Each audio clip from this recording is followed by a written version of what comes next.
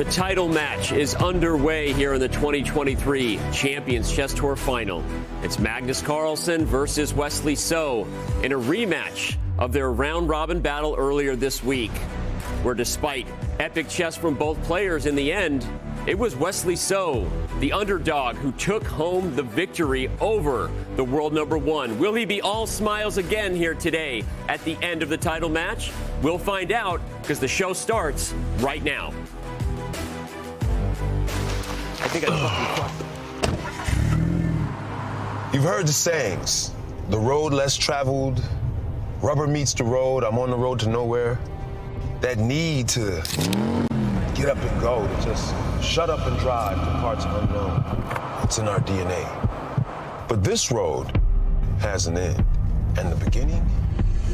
Well, let's throw that in reverse.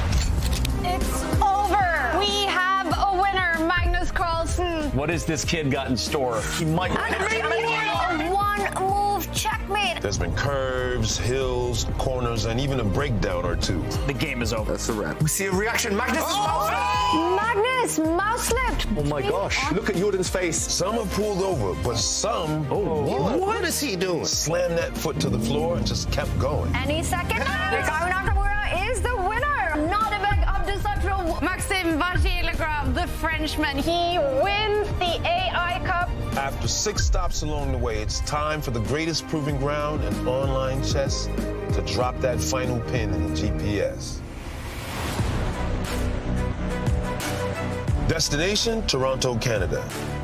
8 players from all 4 corners of the globe descend on the Queen City with one goal: to prove who the one true king of online chess really is. I think this is the strongest final there's ever been. I know that it will not be easy. It's nice to play in top tournament. Magnus will want revenge. It's my last tournament of the year. I'm a bit desperate to end it well. Having the opportunity to play against the best players in the world is always a challenge, and I enjoy it. It's going to be a very close fight. It's going to be very exciting. Live from Toronto, Canada, this is the 2023 Champions Chess Tour Finals, and it starts now.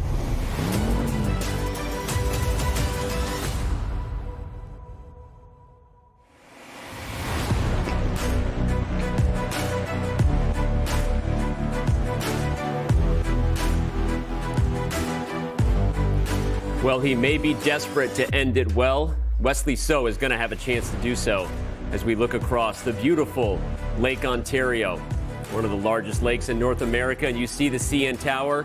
She's always there gazing upon the entire city. As fans will gaze upon the chess here in Toronto, it is time for the title match, the 2023 Champions Chess Tour Final. This is what we've been waiting for. Danny Wrench, James Canty, Levy Rosman. Guys, you can feel the energy. You can feel the nerves. The semis are done. Levy, your first thoughts on the final? We made it. My first thoughts are if you combine that top and that top, you get me. I like that. Look at that. We mentioned a little bit. Nice You know little what I'm saying? did we plan that? We Yeah, didn't, we did. actually. We didn't plan that. Spend more time together. I'm pumped. We have an opportunity to see a revenge. Magnus beating everybody in the round-robin stage except Wesley So, who went perfect to start 6-0. Obviously, succumbing to the last round of Fabiano Caruana, but Magnus out for revenge. Yeah. We have 2 days of action. This is an amazing matchup because Wesley has had success against Magnus in Rapid this year. So, Wesley. Wesley, and you know, Wesley in Toronto, in fact, you know, hence the name Flexley Serrano, right? He actually, it's proven fact, he gets 100 ELO when he's here in Toronto only. So you got GOAT, and then you have, you know, Wesley So, who's on 100 ELO just because he's in Toronto. How he Did you prepare that run? I did. That was hot. Thank you. That was hot. I appreciate Wesley So on 100 plus ELO because he's in Toronto. Let's go. The show flow moves across to the bracket. Let's remind everybody of how they got here. The semis were exciting. Wesley So fell behind Abdusattorov, if you forgot that. He had to complete a comeback, and that's what gave us a very long day of chess yesterday. Magnus Carlsen won, but it took Armageddon twice. Will we look back on that matchup with Caruana and say that that was actually the toughest, closest match? Or will Wesley So do what he's done before and beat Magnus Carlsen in a match, not just here, but many remember the 2019 Fischer Random World Championship? Oh man, these guys are out for blood, you know, because I think Magnus doesn't like the fact that some people think Wesley can beat him in this format. I don't know. What do you think about that? Oh, definitely. I mean, Magnus, you know, he was showing up earlier. I want to hear y'all predictions just to make sure you're predicting against me so I can use that, right? Yeah. So the world, like, hey, we're rooting for Wesley, right? But, of course, Magnus like, yeah, I want you to root for Wesley. That's what I needed today, that motivation. I will say, and to the fans at home who are aware, this is very much a situation where the world knows who the favorite is based on past experience. It's almost like a Djokovic showing up to a final. The whole tournament, we're sitting going, is he going to make the final? Well, now he's in the final. And we see his opponent almost feels like, even though we are all fans of Magnus and probably Wesley, we're secretly kind of rooting for Wesley for a big upset here. Just a little chaos. We all love chaos. We all want a little drama, a little chaos at the top. Look, we had drama yesterday as well. We talked about how they got there with the bracket we showed you. Let's give you a little bit of a highlight reel of how things went down. The stage is set for the deciding match of the Champions Chess Tour Finals. The finalists, Magnus Carlsen and Wesley So, are no strangers to each other on the world stage. Historically, Magnus has been the dominant player. In classical chess, their record is 5 wins for Magnus, 1 win for Wesley, and 15 draws. Wesley is a 3-time US chess champion and a former Fischer Random world champion, defeating Magnus to claim the inaugural title in 2019. Last year, he won the Chess.com Global Championship, also hosted in Toronto. While an impressive achievement, there was one player missing from those finals: Magnus Carlsen. The current world #1 and highest rated player ever, the name needs almost no introduction. The 5-time world chess champion, many consider Magnus to be the greatest chess player ever. After 2 days and 4 rounds, Wesley and Magnus were the only ones with perfect scores going into their match against one another. After 2 accurate draws, it was Wesley that took it home in Armageddon, winning with a bold sacrifice early on. The round robin finished with Wesley and Magnus in first and second respectively, allowing them to skip the survival stage. The winners to emerge from the survival stage were Fabiano Caruana and Nodirbek Abdusattorov. Wesley had a choice in opponent for the semifinal, and wanting to avoid the world #2, he chose Nodirbek. This made for a 2018 World Chess Championship rematch with Magnus and Fabiano. After trading wins with the white pieces, Fabiano stole a game with the black pieces. All he needed to secure the first set was a draw with white, but Magnus had other ideas. An early blunder from Fabi spelled the end of that game, and set 1 was sent to Armageddon. Despite Magnus's winning position with the black pieces, he used his draw odds to his advantage and went for a forced repetition line spotted miles away. Fabiano spotted it too, but in his effort to avoid it, his position worsened, ending in a win for Magnus. He could just throw in the towel. Magnus Carlsen, brilliant tactical awareness to take this Armageddon. That is set 1 to Magnus. Set 2 was just as heartbreaking for Fabiano, losing in Armageddon once again, marking the end of his run here in Toronto. In the other semifinal, Wesley started out strong, winning the first game of set 1. Nodirbek then came back, winning the next 2 games, showing incredible poise in critical moments with mere seconds on the clock. In the 4th game, Nodirbek found a 3-fold repetition to get a draw and win the set. The next day, Wesley came out swinging, winning the first 2 games of the set. Nodirbek found a win on demand with the black pieces in the next game, but drew the last one to lose the set. Tied at 1 set apiece, the pair entered into a final best-of-2 set to determine who would go to the finals. After 2 tense draws, we retreated to one last Armageddon for the day. With immense pressure and $50,000 on the line for a single game, Nodirbek succumbed to nerves and time pressure, allowing Wesley to find a winning endgame with a massive time advantage. He's got no time as well and lost on the board. These are the final few seconds of Nodirbek in the Champions Chess Tour Finals. And the queen can take this night. A new queen will appear. Nodirbek knows it. He resigns. Wesley So is into the finals. Great match. It's been a grueling week of rapid chess in Toronto. One match remains to determine a winner at the Champions Chess Tour Finals. Who will it be? Magnus Carlsen or Wesley So? I think that was a proper tribute, a proper homage to the players who are no longer with us in Toronto. Love those shots of them exiting the door, but it's down to 2. Down to 2. It's down to 2. Yeah. It's Magnus, it's Wesley. Wesley. We start with the GOAT. Your thoughts, Yeah. Magnus? Well, Magnus always wants to win. We know that, not only in just the mental, but the physical. I actually saw him at the gym yesterday. Like, literally, I was just going to the restroom, and the gym's right there. He was walking into the gym to work out, and I was like, wow, the mental and the physical's there. As Wesley so even mentioned as well, too. He was like, yeah, he's just a little bit more fit at the top level, and you can see that. And then he went out to the Leafs game to see some other guys do their thing. Magnus is ready to go at all levels. Magnus also has said frequently that he thinks Fabiano Caruana is the clear number 2 in the world, and he might feel like he already got the job done. And Wesley is sort of the next in line. He might feel like it's a little bit of a weight off his shoulders. We see the head-to-head. They have played so many freaking games against each other. Yeah. 31-17 is wild.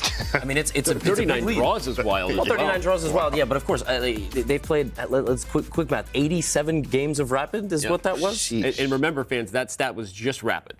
Yeah, it's just rapid. It's not classical. It's not classical. Not blitz, They've played so many times. And a better stat is, what is Wesley's win percentage in all 3 types of formats? That was 31-17. So that's like that's a good basketball team. Yeah, it's like a third-place basketball team right there. Wesley's beaten him 17 times, and this year he's beaten him a couple of times as well. So we'll see which Wesley shows up. Magnus is doing Magnus things. We'll see which Wesley shows up to battle Magnus. Let's remind everybody of all those Magnus things that he has done here through the first 6 days in Toronto. A 7-3 record overall in his white and black games there. Misread that one, but I want to jump to the brilliancies, by the way. He's played 8 of them. Wow, that's tied for most with Wesley So. That's a fun little stat right there. Crazy.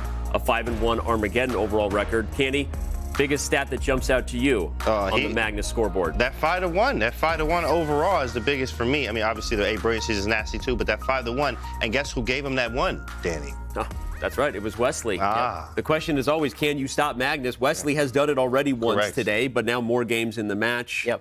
We heard Hikaru on his way out say that if Magnus gets more games, it's obviously more of an opportunity for him to make a comeback if he goes down in a match or if the match is tied. We saw it against Fabiano. He did come back. I'm going to go back to the fact that that match was a barn burner. 2 times it went to Armageddon versus Fabiano, and Magnus still managed to overcome. Yeah. And Wesley roaring back against Nodirbek.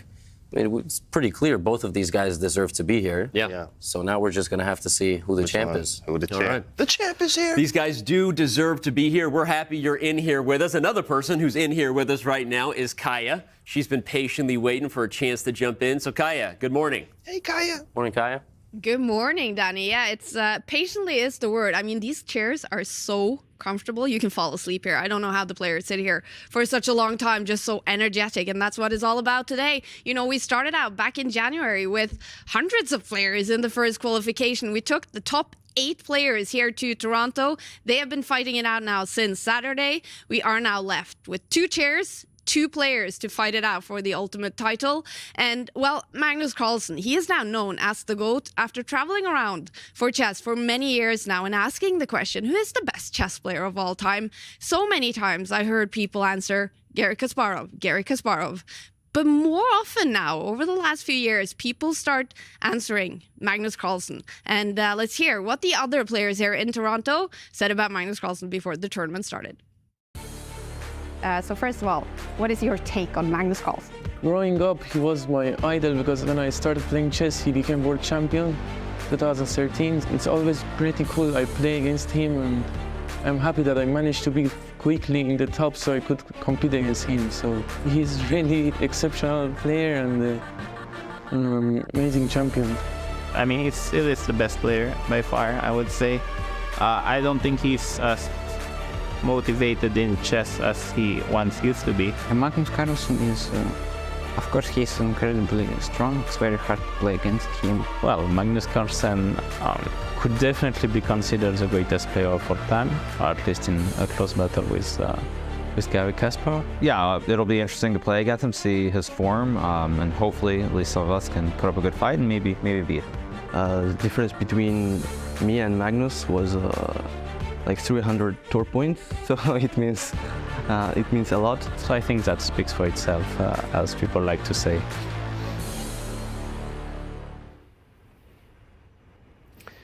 He's admired by his peers. He's feared by his peers. Right. They look at his chess and they look at what he does. They're always impressed.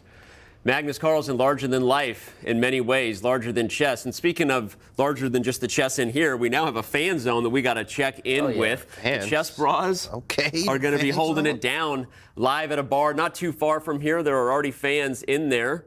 We see a few of them.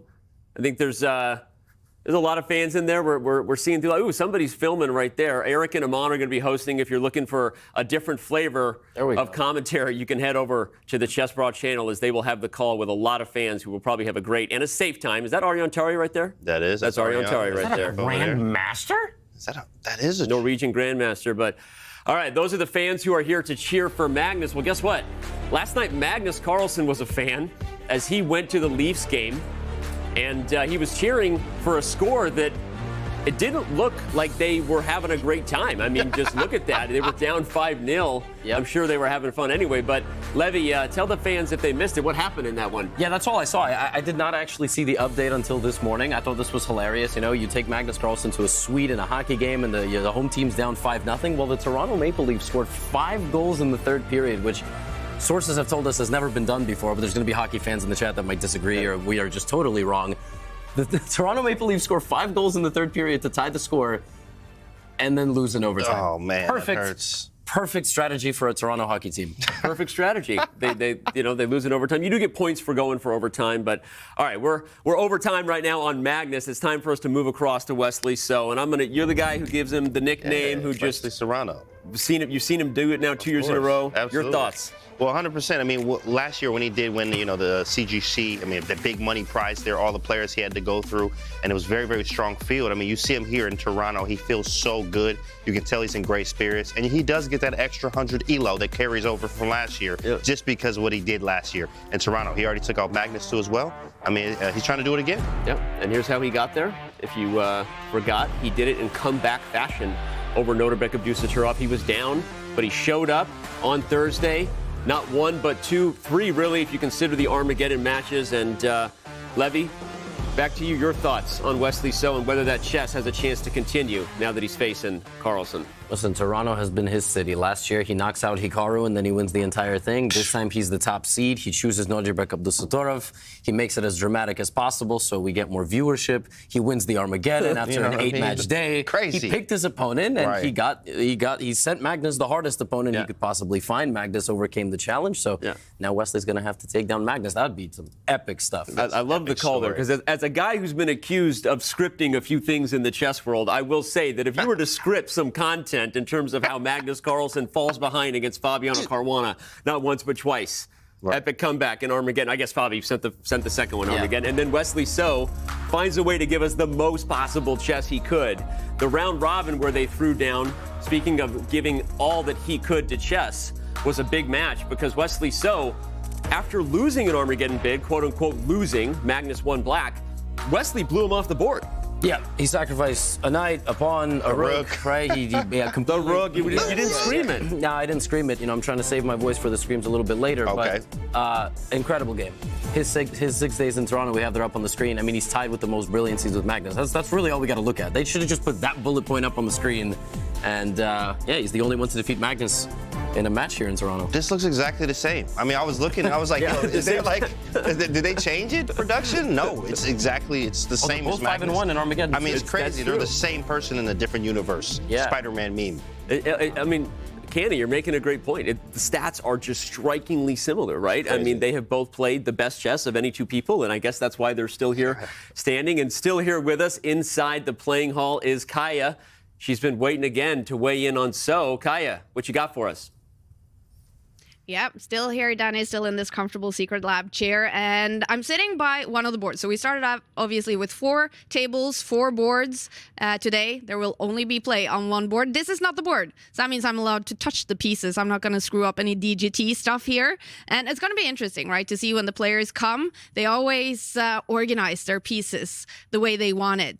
Shadub, Magnus Carlsen, always puts his knights like this. Wesley So, however, he likes to have them facing towards the heart. Both knights facing like this. So this is what Wesley will do when he comes to the board today to play the first game with the white pieces. He is the top seed, remember. So I want to ask you guys, what do you think will be the first move in the big final when Wesley So has the white pieces in game 1?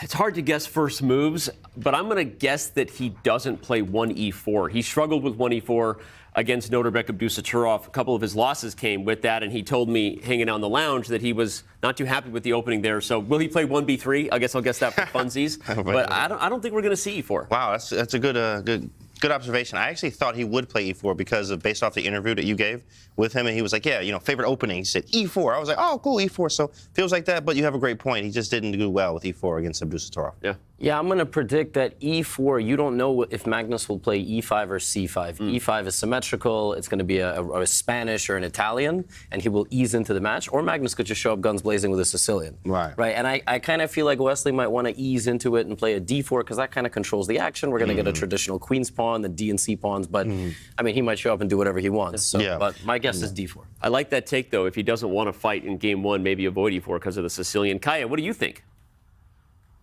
No, I'm just going to say what I'm hoping for, and that is exact same as you, Danny. I'm hoping for the b3. I love that opening. So much fun. And Wesley So, well, he is here, ready to fight. This means so much to Wesley So to be able to fight for it and maybe have the chance to win the Champions Chess Tour 2023. We did sit down with him before the tournament to talk about what's at stake here. So we are here in Toronto. I am Kaya, excited for the CCT Finals here with Wesley So. Nice to be here in Toronto. Yes, good. I'm also very excited, and it's good to see you back after such a long time. Only 8 of you made it here to Toronto. So what makes you excited? I did very well last year. Yeah. Hopefully it's a good sign, and it's the same place. This one my most favorite hotel from last year, so hopefully that's a good sign. What are the fans in for this week? Things are going to happen very quickly, right from the very beginning. There's a lot in stake here, so players are going to be very competitive. And obviously, some time ago, you learned that the finals would be over the board. What was your reaction to that? I don't know if you know, but we're playing in a computer, right? No, you're playing over the board. Oh, we're playing in a real board. Yeah. Oh, so you're learning that now. Yeah, I was quite confused. I don't know what Magnus has been doing, playing online all this time then. Wait, okay, so thank you. Yeah. Can you describe your playing style? When I was younger, I would always play 1e4 and play the Sicilian with black. Like, I was very aggressive. I'd go for mating attacks, but I could not play the endgame. And then when I turned 16, I started reading a lot of opening books. And then when I reached 2600, I realized that you cannot just go for the attack every single game and hope to win, because 2600s are not stupid. They will bring you down. And what would it mean to win it, Wesley? It would be amazing. My last tournament of the year, it's really a big deal. This year is much stronger though than last year. You got Magnus, you got Sati, you got Hikaru. So there's a lot in stake.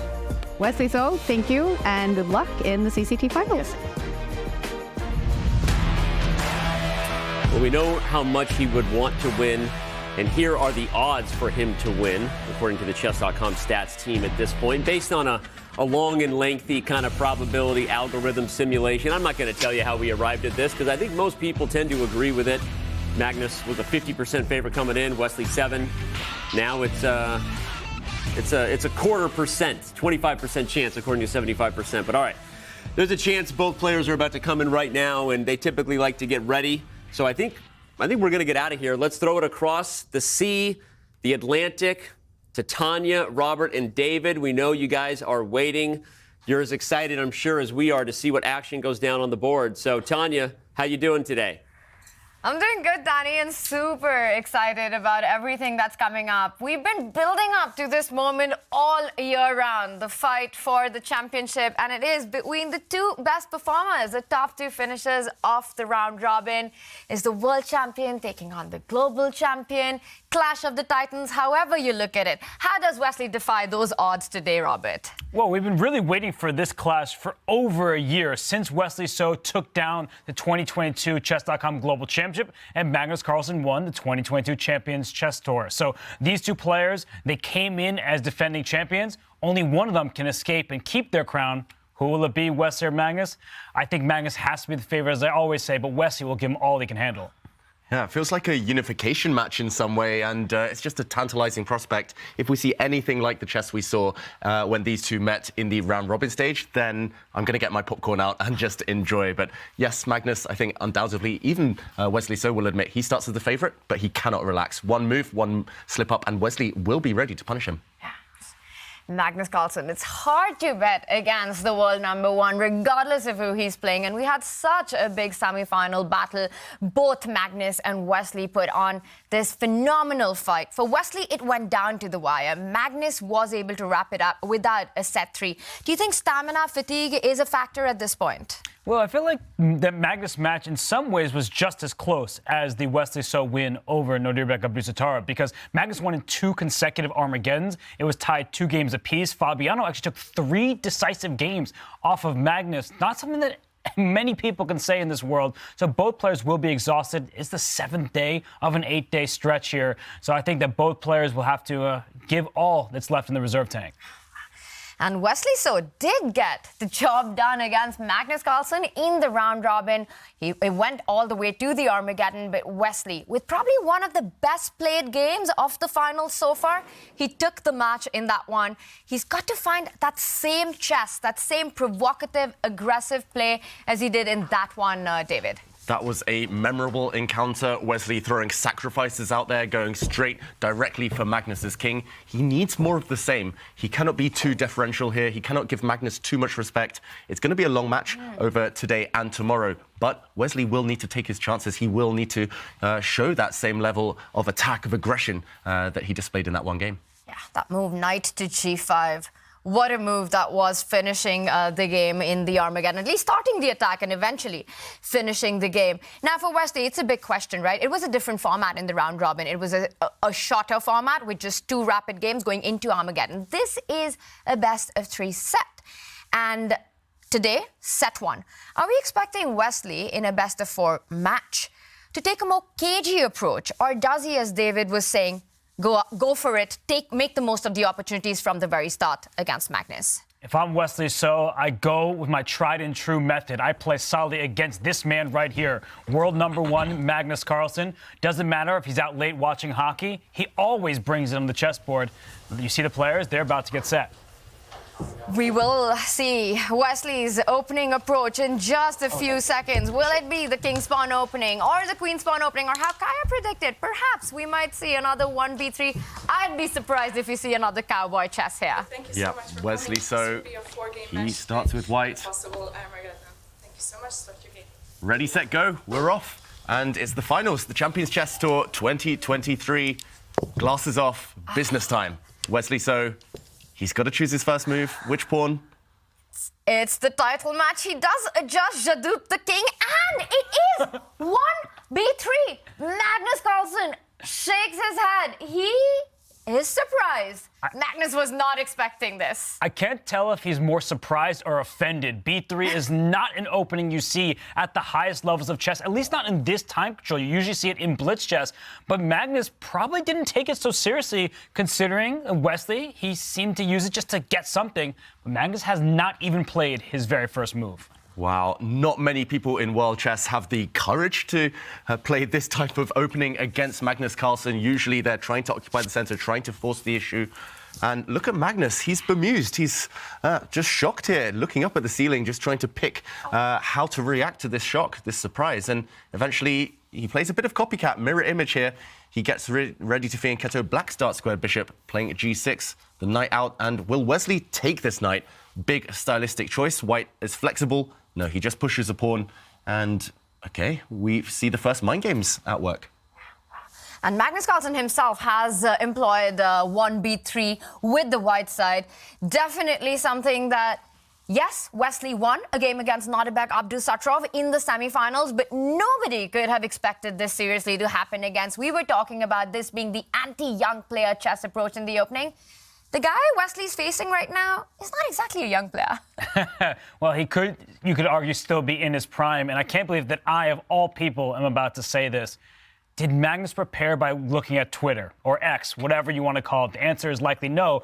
But Wesley asked the question, what should I do? He posed that question to Fabiano Caruana, and Fabi said the key to playing Magnus, jokingly, is to prepare for and against 1b3. So we have that opening on the board. We're going to have Fianchetto from both of Black's bishops on the longest diagonals.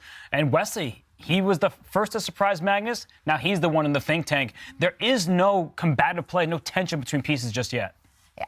We're going to have a lot of fun from the start. We were discussing whether this will be a cagey start, a more solid approach, but it's clear that Wesley wants to start with energy, in a combative manner, in an unexpected opening approach here. David, what's the best strategy when you're taken by surprise early on? Perhaps Magnus was considering that b3 would be an option, but maybe not taking it that seriously. How do you approach that situation on the board? Yeah, it feels like there's always two different paths you can take when you're surprised. One, you think, okay, I'm being surprised here. I want to kind of rise to the challenge, fight fire with fire. I'm going to punish my opponent for their temerity in playing such an opening. Or you just think, I want to survive. I want to kind of negotiate the opening, navigate that safely, just get a solid position. As long as I've weathered the initial storm, I will be able to fight on level terms a bit later. And Robert, what do you think? Is this Magnus taking fire by fire, or just saying, you know what, you got the first surprise in, I'm playing to equalize here? He's played some feeler moves thus far, but I did see him roll up his sleeves, and so he looks locked in and ready to fight for the center. From the black side, you can always push the c-pawn up 2 squares. In fact, by playing b6 early on, not only are you welcoming a Fianchetto light square bishop, but you can fight for the center in this manner using your c-pawn to combat a d-pawn. And Magnus, he delays that choice. He castles kingside. Both players are playing normal moves at this stage. I would say now that the opening surprise is past us and past them, it's about who's about to come up with a plan.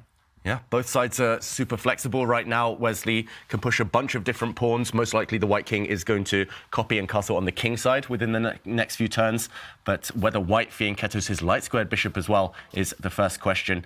Wesley now mulling those questions over. If white does Fianchetto, then we'll see all 4 bishops on the longest possible diagonals, all kind of neutralizing each other. And roughly level play there. White's kind of pride and joy right now is the pawn center. White has extra space in the middle. So Wesley will be trying to figure out a way to ensure that is maintained over the next few moves. But he's peering into the future. He's trying to work out a plan of action, the next half dozen moves or so. And this is kind of a good moment to pause because we are reaching the end of the opening. The surprise is over, as Robert says, and it will soon be about those middle game plans. While we might see copycat chess when it comes to the bishops, the center definitely is, just for now, advantage Wesley with space. But that means for Magnus, it's going to be about getting a break in the center. And once you're finished with the development, you want to strike with either the c-pawn moving forward, and that would be my choice of break in these kind of setups, to eventually force Wesley to decide what he wants to do with those pawns. It's always nice to control the center, but when somebody establishes their pawns on the 4th rank like this, you can challenge them with one simple pawn move. We're talking about the c5 pawn push. If Wesley ever decides to push pawns even further, that's closer to black's clamp, easier to chisel, easier to chisel at that center. And so for Wesley, he's deciding how to continue his development here. I would be Fianchettoing, but I'm wondering if Wesley's looking at this position, saying we're on neutral ground, both of us out of whatever semblance of preparation we could have had. It's like, I don't love my position because I don't know what to do next. It's actually coming up with a plan, not just individual moves. Yeah, and Wesley, for a while, he had his head in hands. I was wondering whether he was napping, catching up with some much-needed sleep there. But it feels like he's just indecisive. Feels like he's frozen somewhat. This is a lot of time to invest at this early stage. We're still only on move 5, as we see with the move counter on the top left hand of your screens, and he's looking away from the board. He's just mulling over. It's a stylistic choice. He knows he's got basically 2 options of setting up his pieces, especially when it comes to developing his light squared bishop, and at some point he just needs to choose. There's no right or wrong answer. It's just what he's in the mood for. Ultimately, these minutes that he's spending will be much needed later on in the game. Are we getting shades of that Caruana-Carlsen game where Fabiano spent way too much time in that game 4 of set 1. Of course, this position is a lot different than that game, but right now, Wesley could play a number of moves quite quickly. I just wouldn't advise getting in time trouble against Magnus Carlsen, especially when you're both in this territory where you're unfamiliar with the starting position here. I think that Wesley shouldn't be worried. He's done nothing wrong, but he's spending a lot of time, and we've seen Wesley be shaky, even by his own words, even what Nodirbek was saying, in time trouble. So for Magnus, he should be feeling good. He's looking confident sitting across from Wesley right now. More than a 3-minute thing by Wesley So at this early stage of the game, and the two choices that David was referring to, either moves the king pawn forward or decides to develop the bishop on the G2 square. He goes for the latter, the fiancatoing, and we see the bishops facing each other. What kind of middle games does this opening setup get into? Does this mean that White eventually wants to try to get more space in the center, perhaps pushing the e-pawn not 1 step, but 2 steps forward if allowed? Yeah, I think he would love that, Wesley So, if allowed. But he is slightly behind in development here because Black has already castled. White's next move pretty much is guaranteed to be getting the White king to safety, castling himself. And Magnus will therefore have a move, maybe even 2 moves, to challenge the White center. And here we go. He gets ready to do so.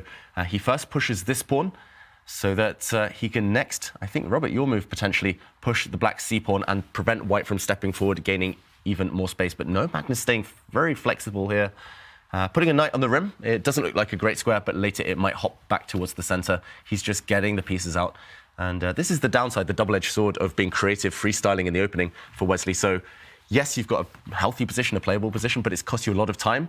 Probably it's going to cost you a lot more time because still so many options on every single move. And Magnus being non-committal is actually a good approach at this stage because Black can choose which pawn to push, either the c-pawn to challenge the d4 pawn or his d-pawn, go up to d5 to challenge the c4 pawn. He has options here, and knight a6 keeps both of those options alive, as the knight a6 actually helps in the event that you want to play c5. Instead of recapturing with the pawn, you recapture with the knight, gaining control of that key e4 square. So White cannot push any more pawns in the center of the board at this stage. Black is ready to do that, so Wesley has to think, which direction is Magnus going to go down? Magnus has not made his intentions clear. He hasn't, but it has to be around these central breaks that we're talking about. And it might not even be a choice. We might see both these pawns moving forward eventually with maximum tension in the center, visualizing opening ideas with the pawns moving forward, the queen side stepping to e7, the black rooks coming to the center of the board. You get c5, d5 in. And that feels like the ideal opening development that you want with Black. What about the White's pieces? Where do you want to place them in the structure? And this is the issue. This is why Wesley's burning even more time on the clock right now. He would love to, for example, put his knight on c3. If he gets more time with White, he would love to put his rook across to e1 and throw another pawn into the middle. But the problem in this type of position, as is well known in these types of what we call Queen's Indian structures, where Black fianchettos on the queen side, Black often just plonks a knight onto this e4 square and trades off. Black was slightly cramped due to White having a big pawn center here, so any trade of minor pieces tends to free up Black's position. Of course, this isn't the only approach.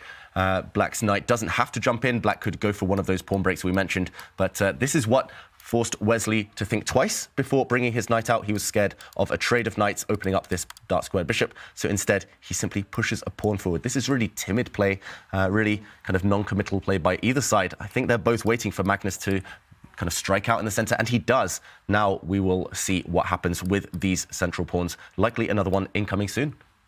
Even more so than these pawn breaks in the center, I'm looking at the clock. Magnus has built a nearly 4-minute lead on time. And if you're Wesley here, he takes in the center, so a little bit has been clarified.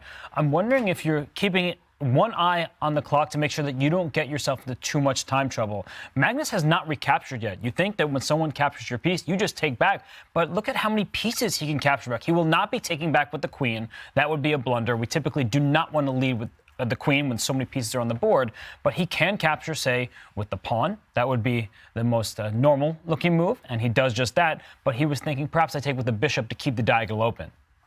Yeah, he takes with the pawn, establishing a long-term presence there. Now, space is pretty much level. The pawn structure slightly imbalanced. White has an extra pawn on the e-file, Black has an extra pawn on the c-file. Black controls the pawn breaks, and it's just about whether Magnus kind of takes a slower maneuvering approach right now, or whether he lashes out and puts another pawn in the center. Black can put a pawn on c5, challenge in the middle, and we'll see maximum tension. It depends on Magnus's mood. he's kind of mixing and matching the plans. This is one you mentioned earlier, Tanya, just bringing the black rooks to the center. It looks very healthy for Magnus Carlsen right now, but still in the balance. And another plan that comes to play after this trade of pawns in the center is the fight for the e4 square now. Magnus can line up on the e line, get that rook going, and even jump in with that knight to e4. Meanwhile, Wesley looking for counterplay on the c line, trying to target that the c7 pawn.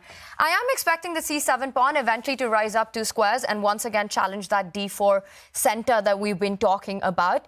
But looking at the clock situation, it feels that though Wesley managed to get that 1 b3 early surprise in, Magnus is the one who's happier with the opening outcome.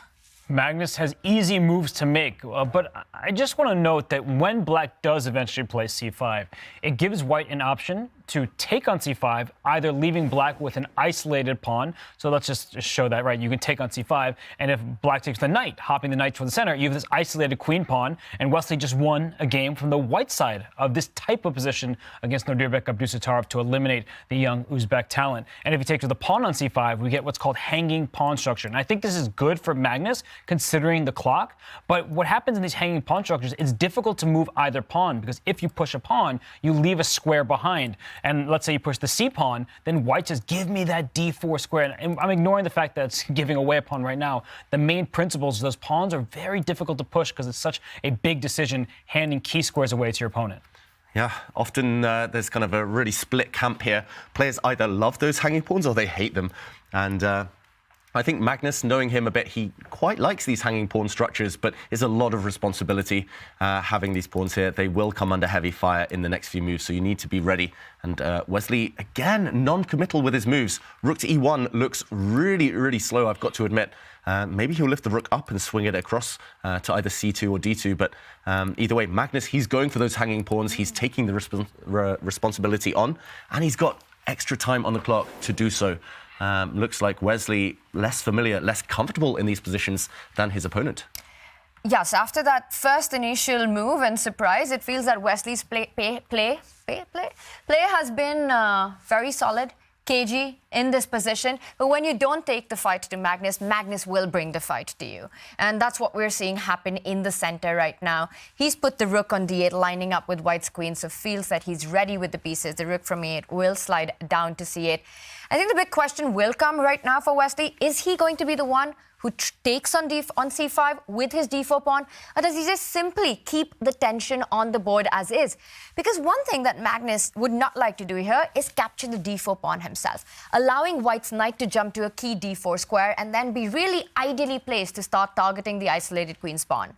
If I'm Wesley, I am capturing that pawn on c5, but he's now down under 6 minutes. The time difference is growing between them, but capturing on c5 and then moving that knight on c3, back to e2, take one step backwards just to take 2 forwards. You're going to leap into the position here, because when the knight reroutes to f4, just like in that game against Nodirbek yesterday, you are putting a lot of pressure on the black center. The bishop on b2 is a much happier piece. White's pieces are coordinated quite nicely. So for Wesley, I would be taking that pawn on c5, but I would also be moving more quickly. And he does not take. He instead leaps his knight forward to b5.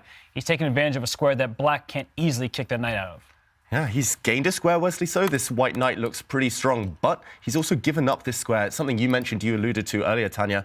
Black's knight on e4 often is a very strong piece. Anchored by a pawn, nicely supported there. It blocks out this light squared bishop long term, and Magnus instantly seizes this opportunity. Suddenly he's opened his own bishop, with all the 4 bishops kind of staring off at each other along these diagonals. It's all about whose bishops are better and who holds the key to the center. Suddenly black's bishop potentially the stronger of the pair here. And queen to e2, evaluation bar slides down slightly. It's all about the clock time, so Magnus has literally double the amount of time. And yes, no obvious moves. Suddenly it's getting a bit sharper, but he's starting to like black's position. Move 15, Magnus twice the amount of time on his clock right now, and the one with more control over the center, especially with that last knight jump that we saw. It is undoubtedly pressure Wesley right now. He does make the move queen e2, but not easy to find follow-up plans right now. That queen does defend that bishop in b2, which was pinned just a move ago. You couldn't capture on c5. So perhaps Wesley looking for ways to simplify in the center, and we can expect that pawn takes pawn trade coming up next after queen e2. And one thing I really like about Wesley's knight jump is he's eyeing that a7 pawn. It looks completely irrelevant, but black, since the beginning, has wanted to connect the rooks, put them on the D and C files. That rook on a8 is stuck protecting that pawn on a7. So perhaps a clever try from Wesley. I didn't understand it at first, but now that he's protected his bishop on b2, d takes c5 does feel more annoying for black. That bishop on the dark squares in front of the black king, it's an important defender in the event of a potential attack, whereas that bishop on b2, it's happy to trade off the board here. So I do think that Magnus has a big question in front of him. And very often when you're playing, and every move doesn't have to be one where you make these big decisions, David, you ask yourself, which pieces can you actually improve? The one piece, as you mentioned, the rook from a8 cannot move because a7 is hanging. But that knight on a6, it's done its job. It managed to get c5 in. Is it time to reroute it, try and find a way closer to the center? Yeah, there's a few squares for this knight to jump to. If we look at all of the black pieces, as you say, Tanya, when there's no concrete action, when there's no kind of calculation, no attacks, no defense, no threats, why not improve your worst place piece? And black has two of them, this rook doing nothing. Just to point out Robert's idea here, unfortunately, this pawn would simply fall. You lose a pawn for free. So yeah, it looks like the remaining candidate to be improved is this knight. A few options. You can drop it back, try to trade off for white's knight, but somehow this feels a bit clumsy after a trade. You do get stuck on this open, or what's about to become an open file on the c file, stared down by the white rook. Feels a bit counterintuitive. And the question is, do you go the other way? Do you jump forward with the black knight? The question now persists, what to do with it next? Do you drop back again towards the center? This looks like maybe the most harmonious move to me. And evaluation bar doesn't react. That's very good. Putting pressure on white center, but it does take a bit of time. And maybe Magnus is just wondering what to do here. For example, if the dark squared bishops disappear, are these pawn strengths? Are they weaknesses? Can Wesley chip away at them? I'm not sure exactly how the game would continue. The queen could give a check, for example. The black king may be forced back. And it looks relatively level to me, but maybe Magnus is looking for something even more ambitious. I think his default setting, though, should be improve a piece. Because that would be very logical right now. When I was growing up, my coach told me that a good way to try to find your next move is ask yourself 3 questions. It's the rule of 3 questions. What's your opponent's threat? If there's a threat immediately, you counter that, you defend against it, you play against it. If there's no threat on the board, ask yourself, what's your opponent's weakness? In this position, there are no big weaknesses right now. The play is still going on.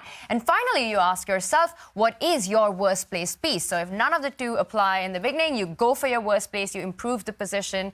And I think this rule has also been mentioned by Jakob Aagaard, if I'm not wrong. It's a good checklist to keep in mind because some players think when I can capture, I have to capture. That's not the case here.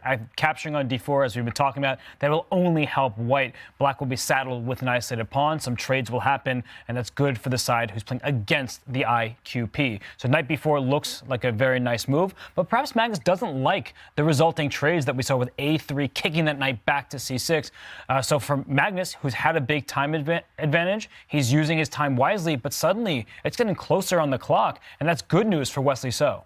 Yeah, really long think now, over 4 minutes from Magnus Carlsen. Tanya, earlier you mentioned your move on the board, nice one. You mentioned the pay. Look at the pay differential between first and second. Whoa. Ooh. Whoa. That was not part of the plan. Knight a2. Wow. That is an intruder.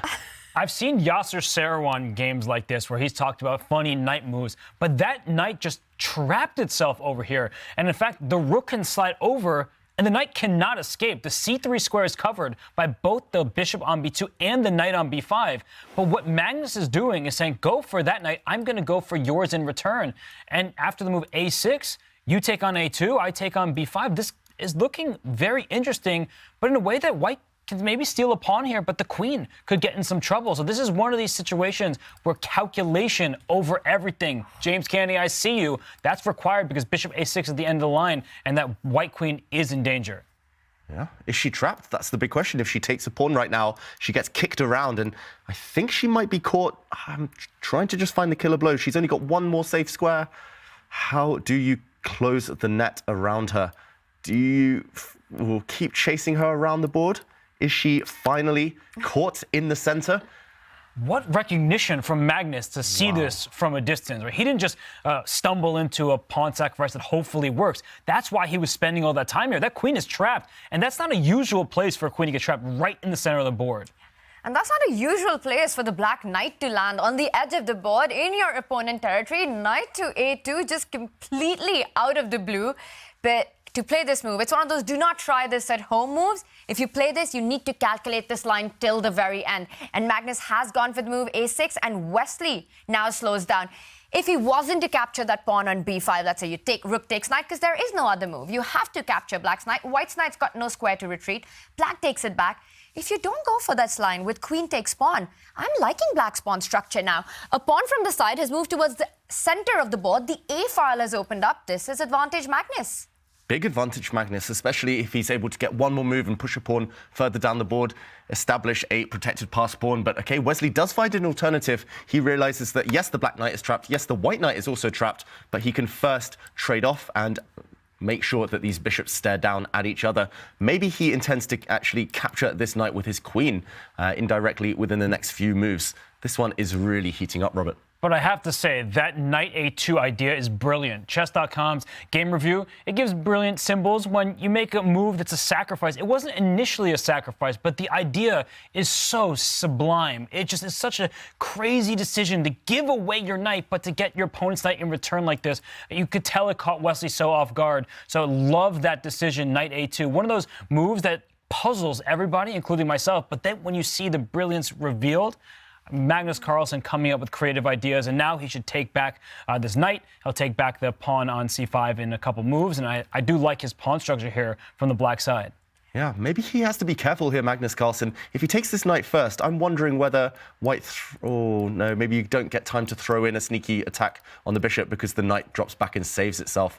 But yeah, the pawn structure you mentioned, the brilliant pawn structure, would be this one for black. And if you can keep them alive, this is a really tremendous trio. So we're expecting this from Magnus Carlsen. Clock's leveling out or getting closer towards each other. What a game. This has really sprung to life just in the space of the last 3 moves. Absolutely. Knight a2 is one of those moments where you get a peek into the minds of a genius. This entire idea and the follow-up, we were thinking about how you can improve the position of that knight at the edge of the board. And Magnus just finds a way that I think no one saw coming, including Wesley. But Wesley, things are still level. He finds a way to keep the balance going, takes the pawn. Now the bishops will get traded off. And this is one of Wesley's quality as well. He could be taken very well by shock, by surprise with knight a2, but he just composes himself so quickly and finds the best way forward. He's quite an objective player. You don't really see Wesley take unnecessary risks. So if he can trade off all the pieces and secure a position where he doesn't have big losing chances, he will go for that. And right now, he has grabbed that knight on a2. Like David said, the queen takes it and plays b4. So it's kind of like hanging pawns, but there are 3 of them. But he is gaining access to the d4 square. If black pushes the pawn up to c4 right now, the knight will slide into this juicy d4 square. That bishop on b7, it's a passive piece. Black does have this well-established protected passed pawn on c4. That's the good news. But that bishop is not great. There are going to be some long-term chances for both sides. It's a very double-edged position. Yeah, really strong move there from Wesley So, and it's not a pawn sacrifice, we should mention. Pawn takes pawn. It looks like the white queen is in a bit of trouble here. The pawn in front of her is pinned, but simply a slide to the right, a check, and next move, you regain the pawn. And actually, this is a far inferior version for Magnus Carlsen here. For example, if he moves his king, suddenly pawn takes pawn, the white knight gets access, but you don't have that strong pawn, that pass pawn that Robert was mentioning. So I think Magnus has to pretty much install it now on the c4 square, has to part with that dark square control, but yeah, very much kind of dynamically balanced right now. And this is a critical moment. We often talk about critical moments in chess, which are based on calculation long lines, but even trades, structural changes, these are moments that define the rest of the game. So Magnus has slowed down. He needs to take a decision. Does he go forward with the pawn? Does he keep the tension? The line that you were pointing out with that c-pawn moving forward, it not only gives Magnus in compensation for that d4 juicy outpost, the passed pawn, as you mentioned, but also this a3 pawn. That's going to be a long-term weakness in Wesley's camp. Double up the rooks at the edge of the board, the A line, and you've got to tie down all of Wesley's sources defending that. But Magnus takes a thing. C4, are there any other ideas that he's considering right now apart from the C-pawn moving forward? Well, Magnus is down on time for the first time all game, so that's bad news if you're a Magnus Carlsen fan. Wesley maybe caught him by surprise. It was a clever try with this knight a2, getting your own knight trapped, but this d4 square looking so available to the white knight. I agree with David completely that you should push this pawn to c4. You want to close more lanes. If you take on b4, you're saddled with two separate isolated pawns. That's unideal. But Magnus down under 2.5 minutes right now. He could get in danger because he may not have the time to calculate afterwards. And he reaches out and he's making a move. Did he take on b4? Yeah, that did look like a capture. We see that happen. Queen gives a check, a trade offered. Anytime Magnus Carlsen offers a queen trade, you've got to slow down and make up your mind. It's always a difficult decision. Wow, this is really anti-positional, what Magnus is doing. It's not what he wants to be doing, but he's trying to clarify the matter, as Tania says. If it comes down to an endgame, he's banking on the fact that the black knight in the centre is so active, black's rooks will be relatively active. Deficiencies in his pawn structure, yes, black's bishop is a really poor piece in these ensuing endgames, but he's posing questions to Wesley. Does Wesley keep the queens on? He can avoid the queen trade, go recapture the b4 pawn with his own queen. But big decision ahead right now for Wesley. Endgame or no endgame. Tension, no tension. And if the queens do stay on the board, that means that white will be left with this bad a3 pawn. Tania had highlighted that before. It's a target for black's pieces. So this was a smart play by Magnus. If he wants to shut down Wesley So's winning chances, queens off the board would have done the trick. But Wesley said, let's keep this game going. Now your pawn on b5 is right in front of the white queen. Can that be grabbed? Whew! d4. So Magnus is still throwing shots at Wesley So. That's a big shot. You said endgame or no endgame. Usually when you're playing Magnus, the default answer should be no endgame. Wesley keeps the tension going. Magnus sacrificing to open up that bishop on b7, making it a sniper. Magnus looks away. Are there tactics in this position? I think Magnus, in his mind, he's blundered. He's just thrown away a pawn for pretty much nothing. He's banking, I think he was at least relying on tension, some threats against the f2 square. White's pawn there on f2 near the white king is a bit vulnerable. The black queen, x-ray vision, the black knight attacking it, but there's no tricks, there's no traps. He's simply given away a pawn, and watch out, your b5 pawn is hanging as well. The evaluation bar says he's fine, but Magnus, frustrated at himself, he, after regaining composure there, drops his knight back to d6. Wesley's a pawn up. Wesley has some big chances in this game. And maybe he was looking at some kind of knight takes pawn on g3 because the bishop on b7 stares at the knight on f3. That knight is currently under attack. But tactically, that would not have worked out, that sacrifice, because f takes g3 and the f5 would have been open. Perhaps we can show that later. But knight d6, that is still a good move. You see the evaluation bar, which the players don't have, saying it's maybe marginally better for white. And the reason why is that the extra pawn is now this isolated d pawn. So black had it. Now it's white's turn. And so white's pawns are a bit vulnerable. The black rook can step up to a4 to put pressure on the queen and that central pawn. Magnus is still doing okay. He's doing okay, but he doesn't have the eval bar telling him that. And we saw him react right after giving up his pawn. Right now, Magnus is on the defense, down a pawn. He is playing for activity of the pieces. The rook hitting the queen, expecting the light squared bishops to be traded off. And just looking at the two rooks eyeing the d4 pawn, that black knight nicely placed, controlling the b5 pawn. I think Magnus has enough to keep things under control in this one. He should have enough, but it is certainly Magnus Carlsen as black on the defensive who needs to show accuracy to draw this game. I don't think right now Magnus has any winning kind of ambitions in his mind. He just wants to save this one because he is down a pawn. Yes, he might win it back. Yes, black's rook is active. Black's knight is actually perfectly placed, as you mentioned, but some work to be done. Bishop's off the board now, and how will black continue the pressure? Will the rooks align? Will black go for those two weak white pawns? Isolated pawn on the A file and on the D file should be enough to hold. But it's going to get hairy as both players approach the 1 minute mark. And he jumps in with his knight. Magnus really trying to force the issue. He's just trying to hoover, as I would say, everything off the board, vacuum everything off the board. Second pawn drops, though. Oh, but look at this. That black rook is in the sights of the white queen. But if you take that rook, the knight jumps out of the way into e3 with check to scoop up that queen. So that was really nice tactical awareness from Magnus Carlsen. He's just trying to liquidate at this stage. He's not really playing for a win, but the white king doesn't have too many pieces in front of it. So Wesley, who has been the driver's seat these last few moves, he does still need to exercise some caution. Really nice trick there. Poisoned rook right now. Wesley cannot take that rook. He drops back with his knight, though. trying to break the coordination between the black rooks. They're kind of protecting each other. I've said it before, X-ray vision, but one of them is hit now. That white knight attacking the rook in the center. This is where things could fall apart. If Magnus isn't careful, he's now down under 1 minute.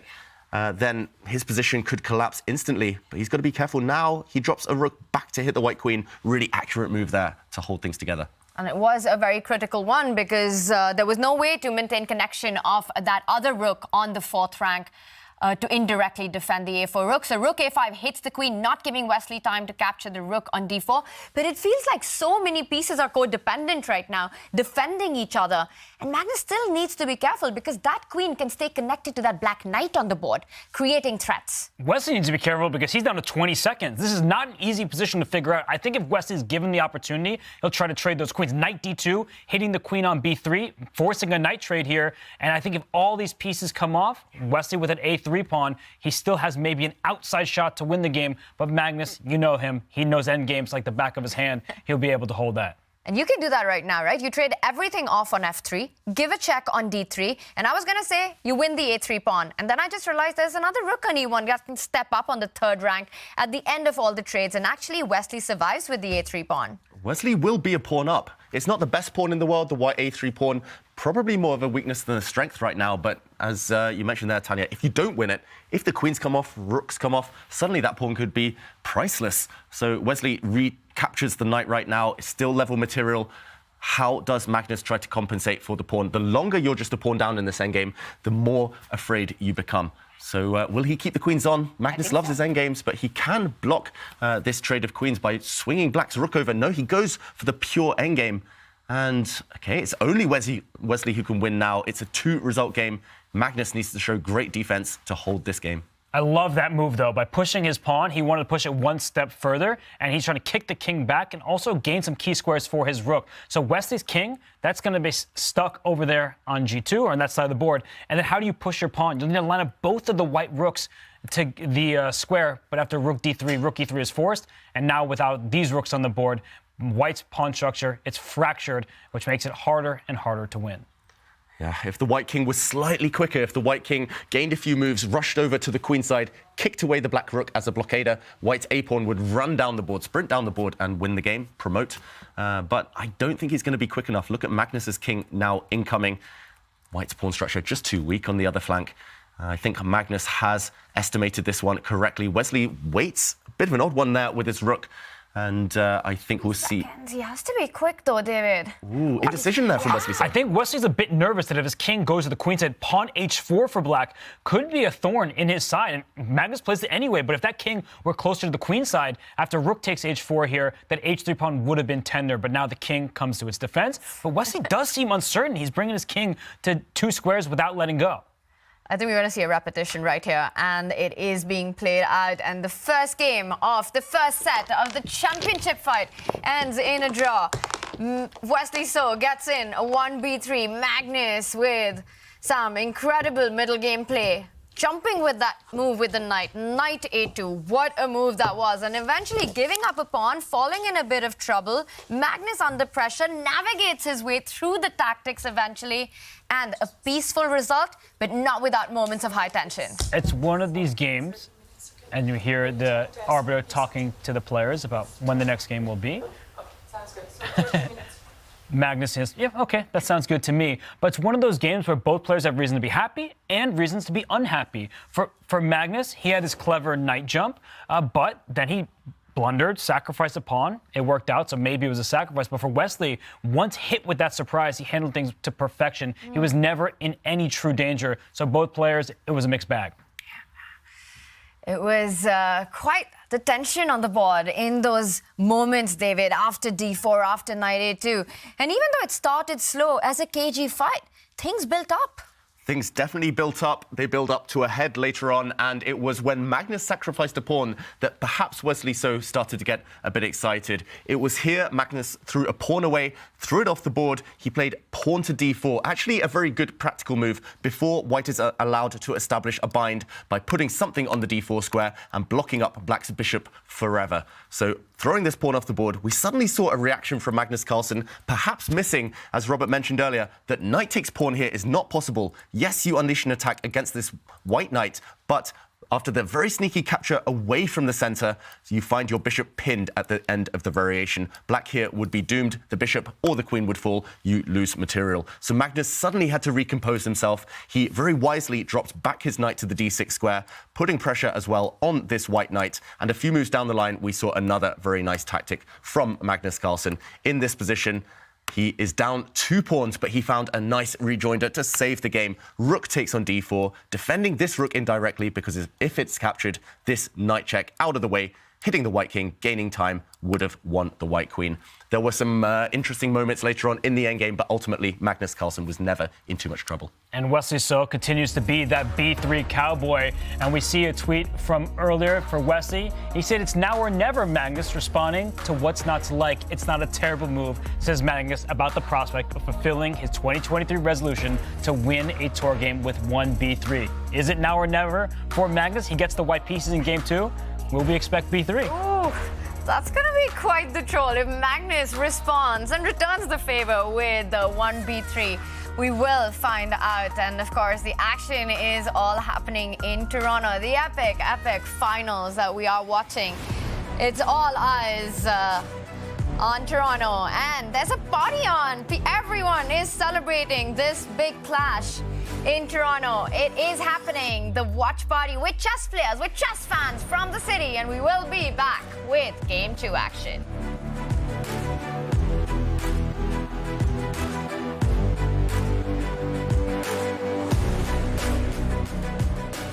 And what's your thoughts on Wesley So? Hyper solid player, you know. A very solid player. Wesley is solid. I think that if he had more maybe self-confidence or belief in himself, then he could have even achieved more than he did. But what he achieved in his career so far has already been quite enormous, and I've always found him one of the most difficult players to get even an advantage against. If he can regain some of the form that he had last year and the global championship here in Toronto, then he has a chance. Wesley is a formidable opponent, very rarely loses, always ready to pounce when you make a mistake, but otherwise it's also very difficult to beat him, so that's a great combo. And when he feels the blood, he's always there. Normally I would say that the match format is very well suited to his style, but it feels that he's been considerably less solid maybe the last year and a half. Doesn't really look for wins sometimes, but he really hates losing, so it's really difficult to beat him. He's a very good person, his character is really good, so I have a lot of respect for him. A new opening for your wall is here. Capture new major pieces on unique metal posters from Displate. Now with the official collection from Chess.com. Mount them in seconds with a tool-free magnet kit and swap them whenever you like. Make your move. Get an exclusive discount on all metal posters. Shop now with the code CHESS at Displate.com. Here in Toronto for the tour finals with the reigning champion, Magnus Carlsen. So with this field, with the format that we have here, what do you think is in store for the fans who will watch this? I'm sure there'll be plenty of exciting matches. Maybe I have a couple of exciting matches and the rest are pretty swift. What would it mean to you to win it again? I think this is the strongest final there's ever been. I think to find anything that would top the final of the inaugural season with the 7-set match against Hikaru would be tough.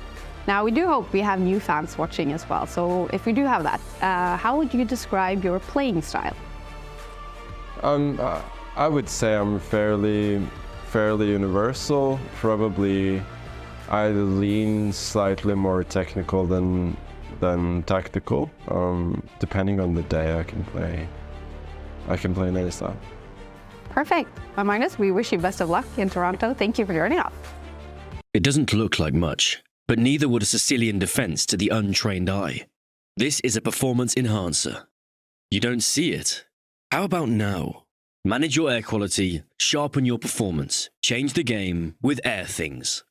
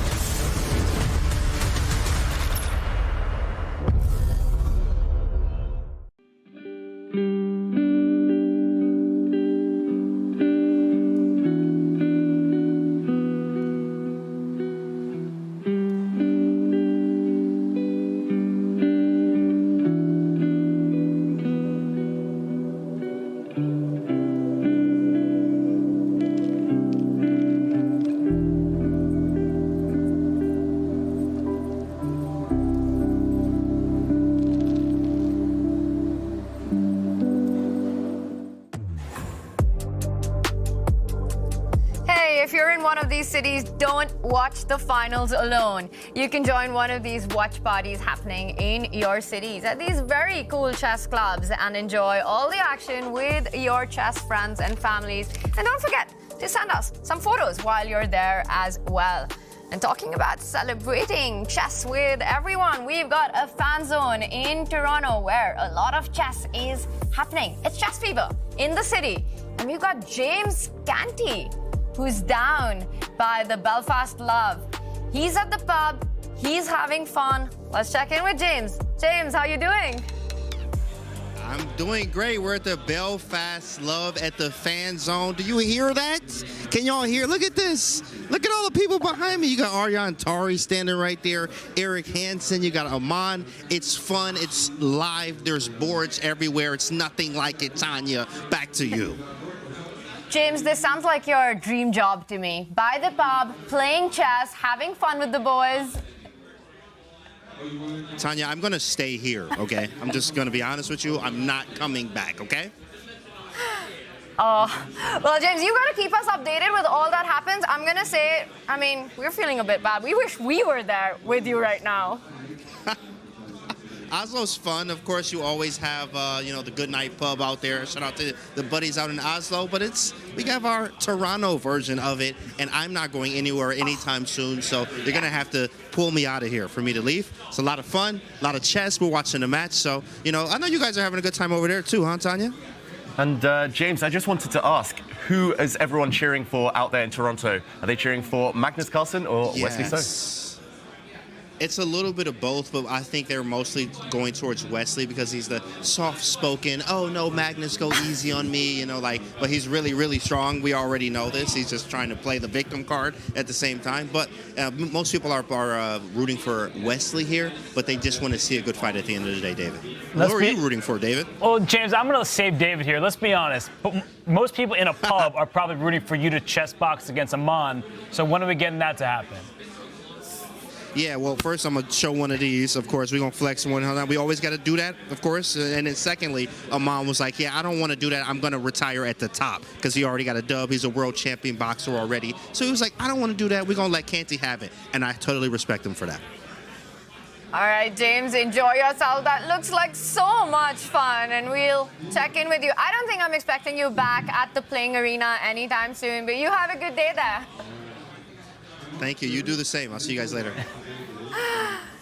James Gandhi at the fan zone in Toronto, and he said that the crowd is rooting for Wesley. And I can imagine. I mean, last time Wesley was there, the Chess.com Global Championship, he won the whole thing. He's got fans in Toronto. He's got fans in Toronto. He's got fans all around the globe. And I think that many people root for the underdog. We saw the stats at the start of the show that heading into today's match, Magnus Carlsen, 75% favorite. Wesley had the other 25%. Will this be the one of the four that Wesley needs? Toronto seems to be rooting for him. Yeah, it feels like his city, pretty much his hometown at this point, Wesley, so where he's had so much success before. And if he plays like he did in that first game, putting Magnus Carlsen under some pressure, I'm not betting against him either. It feels like this is going to be the closest of close finals, and all bets are off. The two players in their best form, showing us some world-class chess in Toronto. And Kaya did catch up with Magnus after that Game 1 action. That was game one, and well, Magnus coming to the board here, facing 1b3 in the first game. What was your reaction? Well, I mean, he's played it before, and I mean, it's partly memeing, I guess, but it's a good move, so no big deal. Is it something that is offensive at all to face? No, of course not. Okay, good. What did you think of the first game here? I was really happy with the opening. Sorry, I like these setups for Black quite a bit. I think he found a good plan with Knight B5 and Queen E2, but I was also quite happy with my reply there, and I was really looking for ways to fight for an advantage, but I didn't really find them.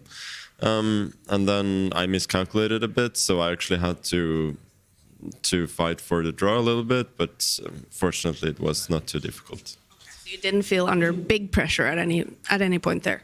No, by no means. Maybe there was objectively pressure, but I didn't feel it. What can we expect from game 2 when you have the white pieces? I don't know yet, but I mean, I'll try and win, of course. That's good. Thank you, Magnus. Magnus Carlsen, he's going to try to win game 2. Back to you guys. There's no game that Magnus Carlsen doesn't try to win. He was a bit disappointed that he couldn't find a way to create more chances with black, which sees the score level. This is game 1, set 1, and we're just getting started. And from the action that we saw in game 1, starting from the early opening surprise to Magnus's approach to counter it, we're in for a big fight. We certainly are. And in the semifinals, Magnus Carlsen could not get through Fabiano Caruana without going through Armageddon. Wesley So, he made it through Armageddon against Nodirbek Abdusattorov. Little is separating these players at the top. Yeah, feels like just 1 or 2 moves might decide this final. Whether that's today, whether that's tomorrow, who knows. But these two, they very rarely blunder. Wesley, I can count on one hand the number of times I've seen him blunder throughout his entire career. And at this point, it feels like it will need something special. Maybe a creative game like we saw in their kind of head-to-head in the round robin. It will need something magical to break the deadlock. Magnus Carlsen starts with the white pieces in the round robin. It did go down to the Armageddon. And when Wesley had the white pieces in game 2, he shut off the action very quickly. It was a quick draw out of the opening. He wanted to take the fight to the Armageddon.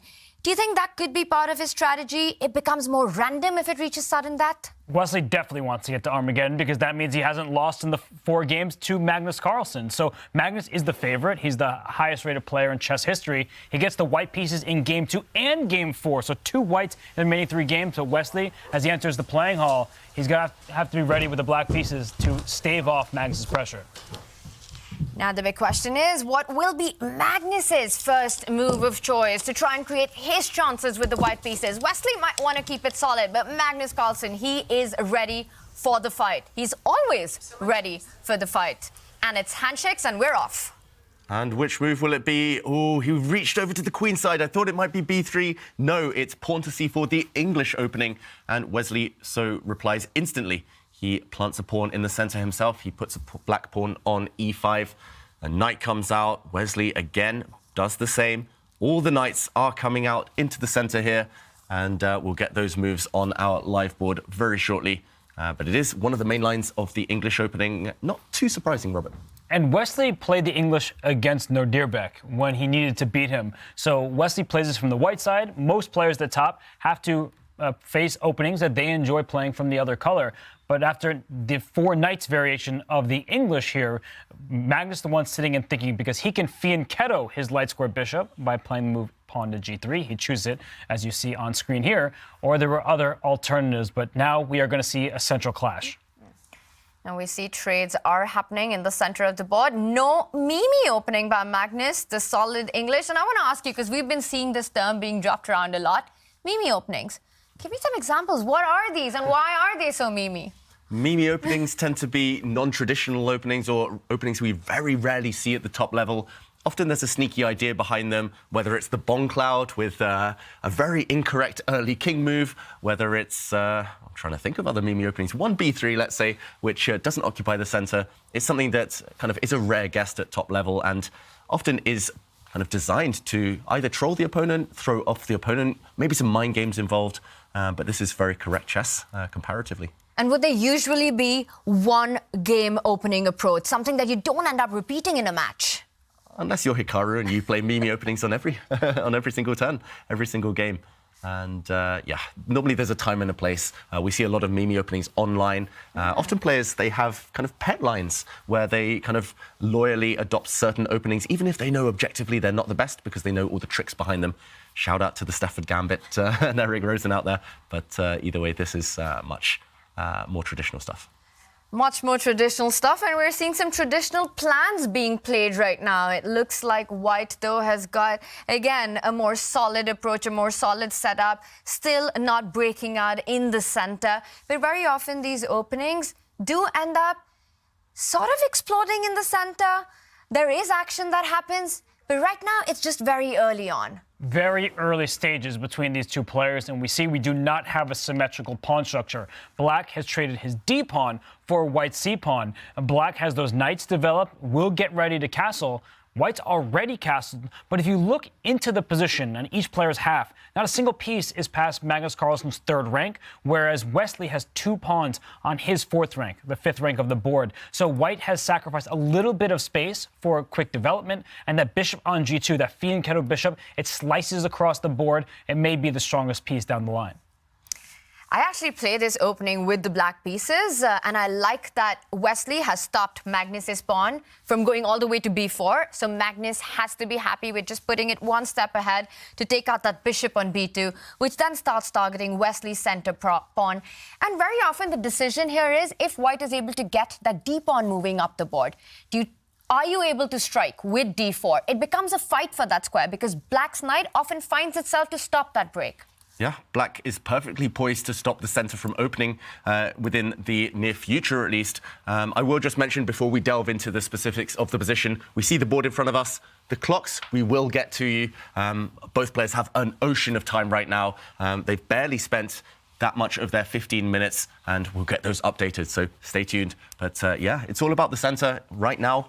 White isn't able to strike. White isn't able to open up. The bishops take advantage of the development kind of lead here. So it's very much about just putting pieces in position. Bishop on the long diagonal, rook soon on the semi-open file, and Black needs to guard against this idea you mentioned, Tanya. Is this just a theme or a coincidence that for the 2nd consecutive game, Magnus is fianchettoing both bishops? Is there something he's eyed in Wesley's history where maybe he's uncomfortable with this dynamic, or do you feel like it's just what Wesley is playing, so he's reacting? I think a bit of both, Robert. I think Magnus does have this kind of affinity for kind of fianchettoing his bishops. He's played it a lot, especially the last couple of years, I've noticed. He loves to just fianchetto at any given opportunity, but Wesley's pretty much asked him to do so, especially the first game. Once Magnus fianchettoed once, it kind of made sense to be logical, consistent, and fianchetto both bishops. And I'm surprised we're seeing Magnus pause. The logical follow-up to his move would be to plant this bishop on the long diagonal. Then again, he might be slightly tempted now that the black queen's vision towards the d4 square has been cut off by her own bishop. d4 on the cards. Why not explode the center? I'm really surprised by Wesley's choice of square for developing that bishop. Because usually you either put it in front of the king, keeping that D line open for the queen, and we see Magnus take advantage of just that. He gets the moment, the opportunity to strike in the center.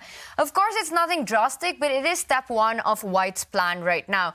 Because that bishop, when it lands on b2 and when it does, you're looking at an open diagonal now.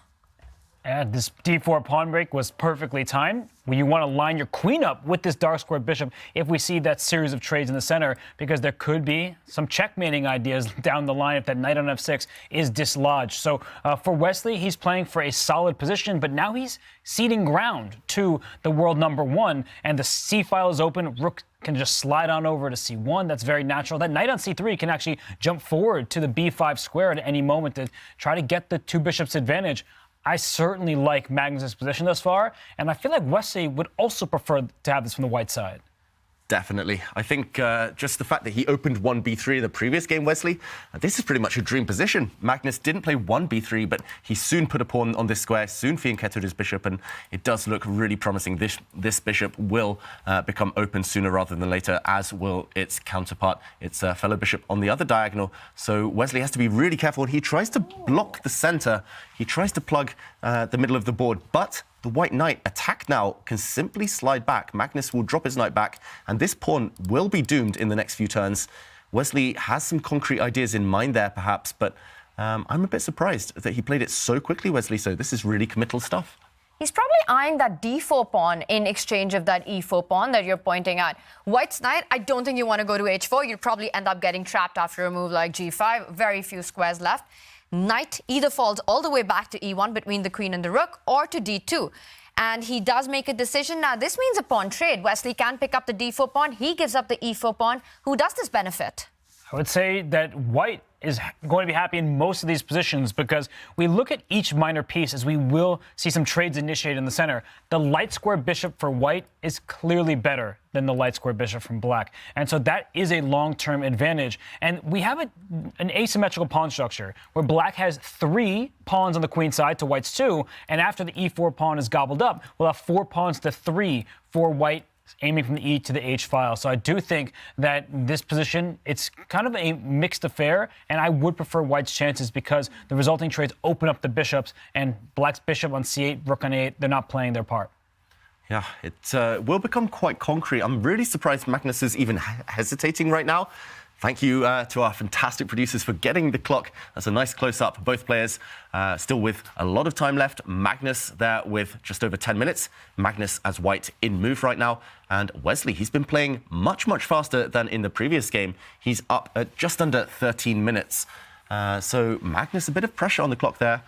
Dipping below the 10-minute mark very shortly, but he does eventually capture this pawn. We see the live action shot there, and things are opening. It's those bishops, those fianchettoed bishops on G2, B2 that will be benefiting from this little transition. But Wesley, I think his idea is to trade off and soon to park the black bishop on E5 to challenge for squares and challenge for this diagonal. White's bishop is a bit loose, so potentially some tactics in the air, and he does play that move. So right now it is getting sharp. The position, the center has exploded, and Magnus needs to navigate that little change in scenario. What a weird-looking position where the entire diagonal from A1 up to G7, if that king slid over to H8, we would have a full diagonal, but that's not going to happen. But one thing that I would consider if I were Magnus right here is that there's a knight trade on offer. I wouldn't do that. I would actually slide my knight in the other direction, up to C5. The B7 pawn is loose, and maybe I'll reroute that knight back to D3 to kick the black bishop out of the center. So that knight on D4 for black, I do think it's a bit loose there, and so Magnus should look for some tactics. Yeah, that's a really nice variation, Robert. I think quite an important one as well. If black is able to, for example, after a trade, develop the queen, bring this bishop out to a really nice juicy square, counterattack against white's pawn, then things could turn very quickly. Black is active as well. So right now in the balance, but it is white's move. So pressure on white, kind of luxury for white actually, to have this one move to create threats of his own. So Magnus Carlsen needs to be accurate. This knight jump looks really, really nice and productive, and multiple ideas hidden there. But look at the clocks. Magnus is down now by almost 4 minutes. And just like the previous game where we were talking about this narrative, yes, the position's fine. The clock could play a huge factor later on. And this position could still go either way. We're still at the critical stages of the early middle game. Yeah, and also the same storyline of starting with a solid opening, but things getting very tensed very quickly in the center. And we can see all the pieces, they're eyeing each other. There are knight jumps that would open threats. So a really big moment here for Magnus because he needs to just navigate the next few moves. But to me, it looks like with that bishop on G2 and the knight jump that you're pointing at, that there has to be a way for white to be the first to build pressure here. I really like your idea of knight c5, just getting out of any trades on e4, making sure that black queen doesn't land on that f6 square. The bishop eyeing the g4 square, bishop to g4. You fight against that by putting pressure on b7.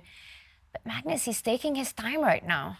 And Wesley doesn't look particularly bothered by what's happening here. He's well ahead on the clock. He has good centralization of pieces, and we have to calculate certain lines when the knight goes up to c5, and let's say it even does successfully take on b7. Can it get out of there? Sometimes the knight wanders into enemy territory, and it doesn't live long to tell the tale. So for Magnus, is knight c5 a legitimately strong move, putting pressure on a pawn, or is it just going to be kicked out of that c5 square, and will black be able to stabilize? I still like it, because rerouting to d3 catches my eye, but Magnus, the responsibility is on his shoulders. He can't just make a move, take it back, and look for better.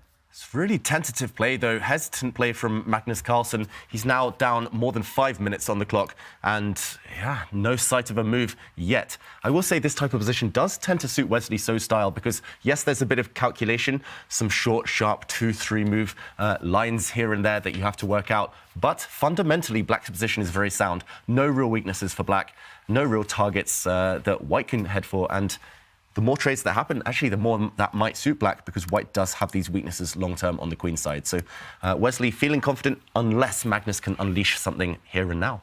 And the one thing that perhaps Magnus wants to avoid in this position is giving a bishop pair to black. If you make a waiting move here, like a move like h3 or rook c1, a kind of a non-committal move, a non-aggressive move, Wesley does have the idea of himself capturing that central knight and then jumping in with f3, giving a check, picking up that bishop on b2, and none of that really matters right now because Magnus has taken a decision that we were critical of. He does trade the knight on f6. Wesley doesn't even pause for queen takes knight. Well, it did matter, I would say, because instead of e3, had white jumped forward with the knight, then exactly what you're saying would have appeared on the board, that any knight move allows a black knight to move out the way, and the bishop on b2 would have been loose. So e3 is played. That way there are none of these funny knight jumps, but knight b5 is still available. Let me challenge your knight to try to get that dark square bishop. So I think that if Wesley finds knight b5 here, anything that could have been worse, that's behind him. And now we're talking a position where he's completely stable.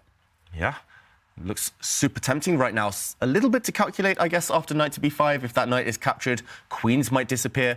I think queens are likely to disappear on the d file within the next couple of moves.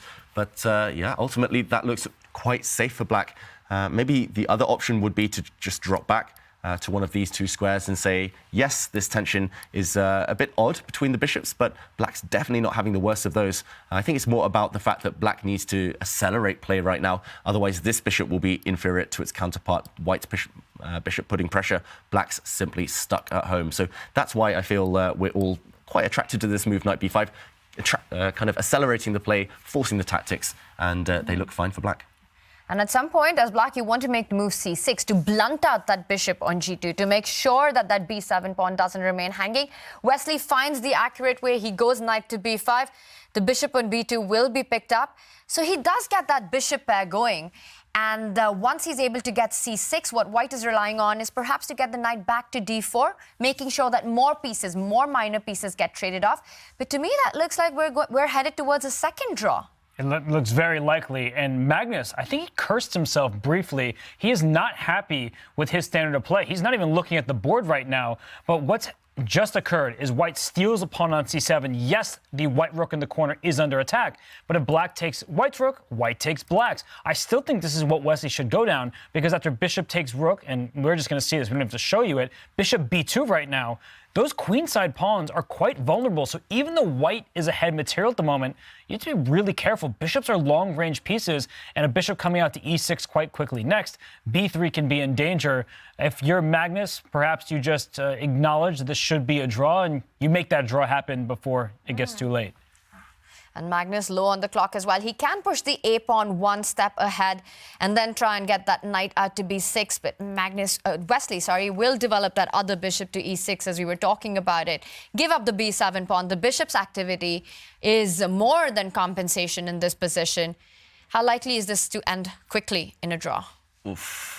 I don't want to put a number on it, but very high chances, I think, right now. Yes, white has a 4 versus 3 majority on the king side, but that is irrelevant. That's kind of the last factor on Magnus's mind right now. He actually drops his knight back, and I think this is pretty much tantamount to a draw offer.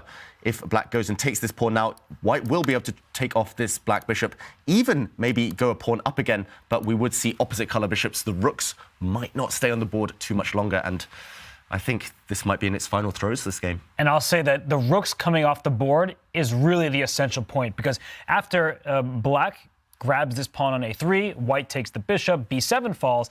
If the rook stayed on the board, we've seen Magnus win many endgames of that nature, but rook c1 at the end of the line forces the draw. Wesley goes for it, and without more pieces, you can't attack, pile up pressure on squares, and you can't put too much pressure. Once the black king moves, pawn goes to f6, there's no passed pawns. The players are going to find a way in this position to just repeat things, and there's no hope to play here. With equal pawns on one side, on the queen side, that extra pawn counts for nothing. And Magnus, he does bring his king forward. You can create one passer, but with the opposite color bishop complexes, that passer will be stopped. So a matter of moves, Magnus down to less than 6 minutes on the clock. But for me, this feels that Wesley got out of the opening without too much difficulty with black. Yeah, maybe just 1 or 2 small kind of half chances for Magnus to complicate the issue, to be a bit more ambitious. But ultimately, Wesley's kind of just found really smooth ways to hold this one. And you can see both players' body language. They're playing so quickly, racing towards the draw now.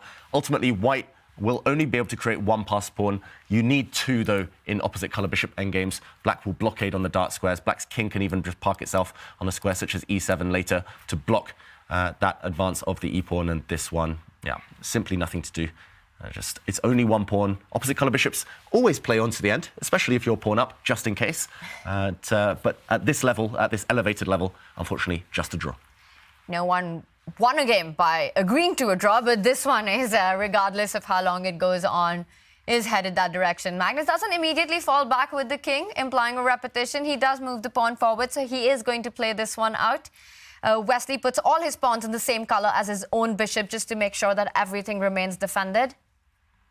Yeah, good strategy in general. And Magnus, he's just going to play around a bit. How soon do you think we'll see the draw, Robert? It should be soon, and I want to give a shout out to Wesley. He had the black pieces in this game. So many players have struggled against Magnus Carlsen, but he's had no difficulty from start to finish. And it's not a position where there are any cheapos or tactics or tricks. There's just one extra pawn. It's on e4. And that's why Wesley parked his bishop on d6. In order to push that pawn, the white king would need to step forward to defend the square. But as soon as that bishop leaves f5, the black king can step right back in opposition of the white king. So you make sure you control the dark squares. There's nothing that white can do about it.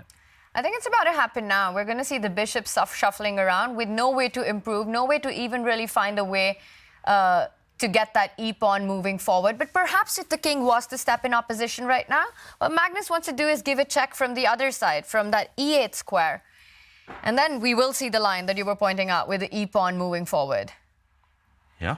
He will actually be able to force the pawn through, but the problem is, yes, it will be an e-pawn, yes, it's just one pawn, but black's king will always blockade on the dark square. The black bishop will do a great job of defending the a5 pawn and the h6 pawn. White's king will not be able to attack them both simultaneously. They're both separated. I think just great strategy from Wesley just to set up everything, all the pawns on dark squares. And we'll see this happen. I think we'll see everything we've been describing unfold. Magnus just playing around, repurposing, remaneuvering his bishop, but ultimately not much progress. I think his final trick will be to give a check and hope that the black king goes in the wrong direction, if there was a wrong direction there. But now the pawns are traded off. Look at the black king. That white e-pawn will never be able to bypass on the dark squares. Yeah, any moment now, I think we'll see the handshake. Can't kick that king out of e7. That's the nature, and there's the handshake. Draw agreed. We're 1-1 in the first set of this title match. And that was an English opening by Magnus, but he got nothing out of it as Wesley, with clinical trades, goes into an opposite color bishop endgame. A solid hold by the so-solid Wesley. Yeah, rock solid. He'll be so pleased with himself as well.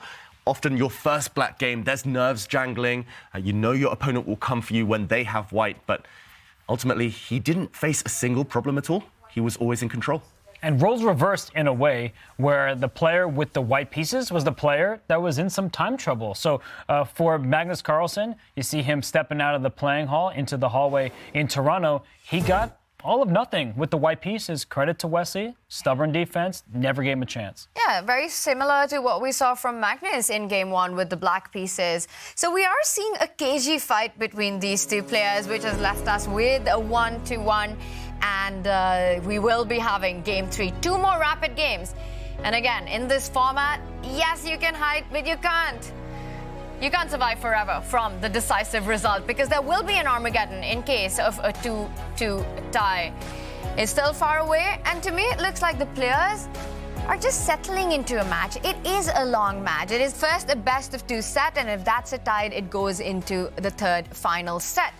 So not rushing their decisions, not playing very provocative chess so far. There's a title on the line. There's a $100,000 prize difference between first and second. If you win this, $200,000 in the bank. So there's so much at stake, and there's little that separates players at the top to begin with. So why give your opponent a victory? No unnecessary risk. Solid approach from both players thus far, and nothing has separated them at all.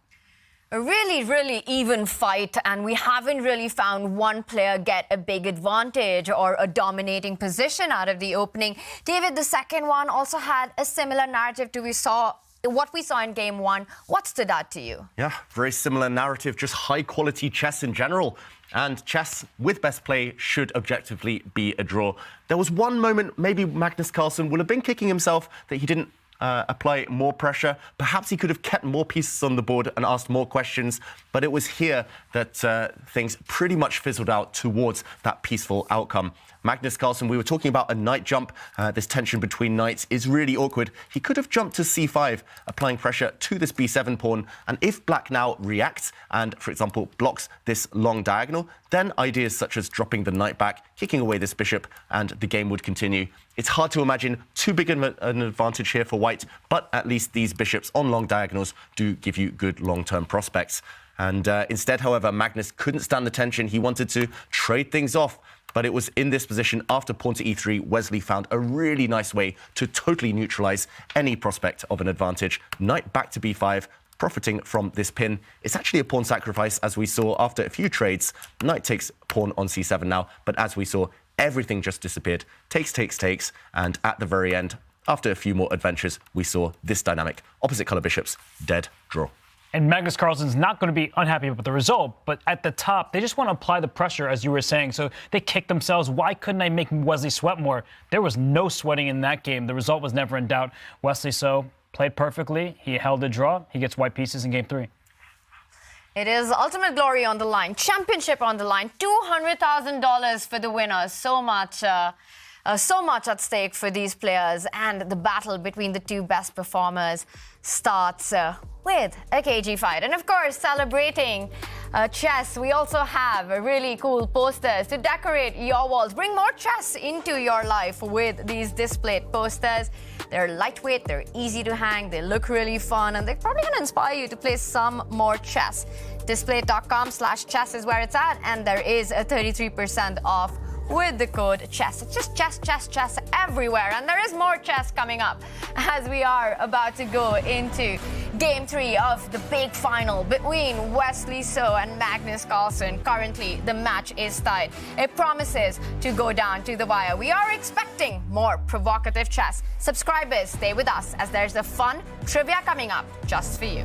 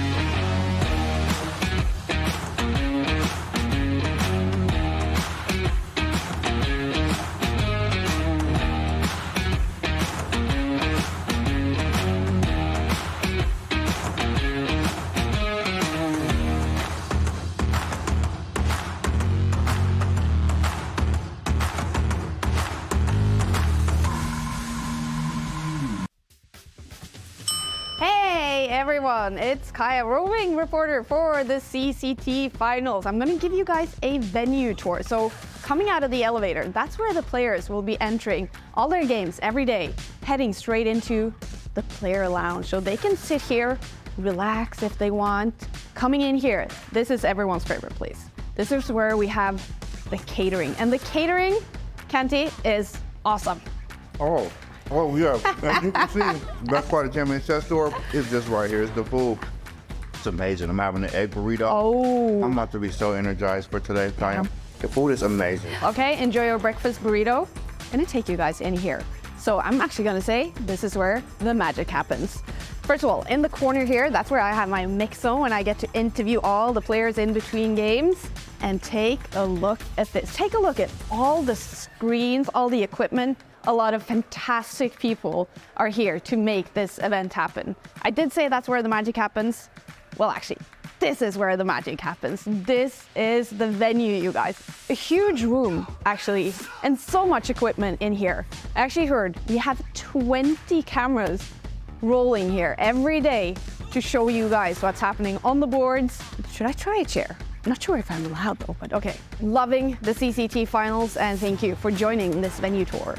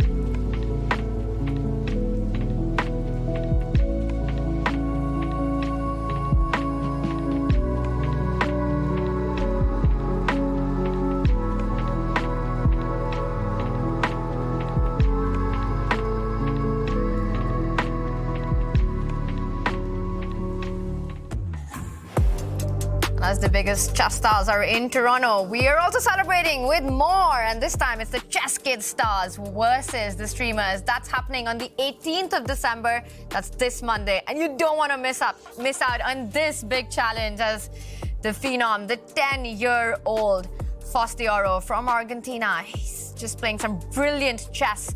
He's just 10. I don't know how he does it. He's challenging GothamChess. He takes on, and this is one stream you don't want to miss. Use the command stars for more information on this.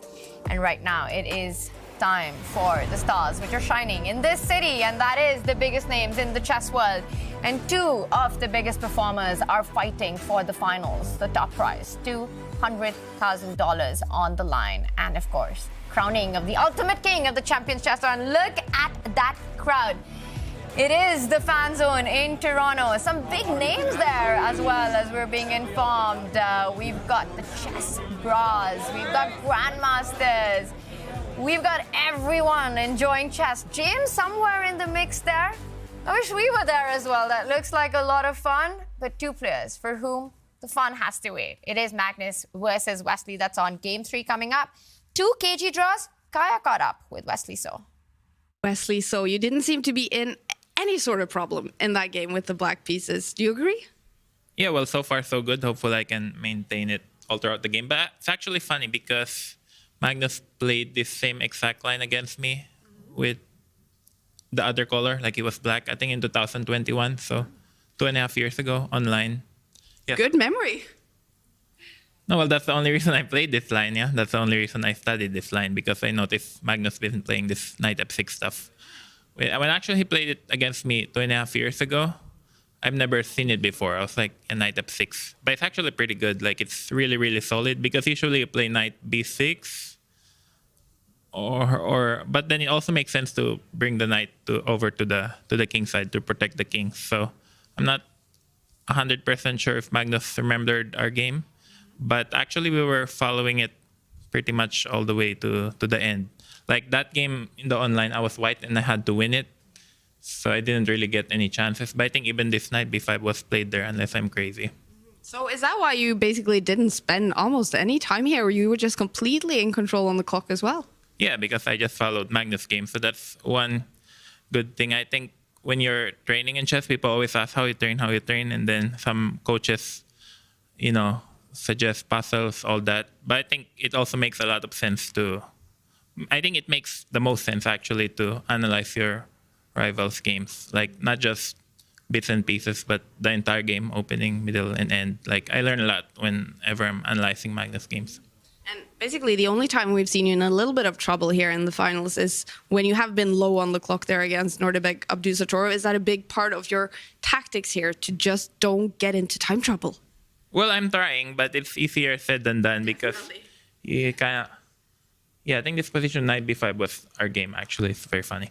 But anyway, I think it's definitely part of it. As I said, beginning the tournament, speed chess is mostly psychological. Like you're not going to calculate every single bit of detail. You just gotta move and trust your intuition. Like Boris Gelfand, I think he said that you make a move first and then you think on your opponent's clock. So it's definitely part of the job. But my time management has actually been very poor in game 1. The only reason game 2 is because I just followed his game. But yeah, for sure. Because if you get under 2 minutes, you can have a very good position, but you can lose it in one move. So gotta watch out for that. Well, we're definitely going to see this match go to 4 games. What are the chances you think we're going to see it go to Armageddon?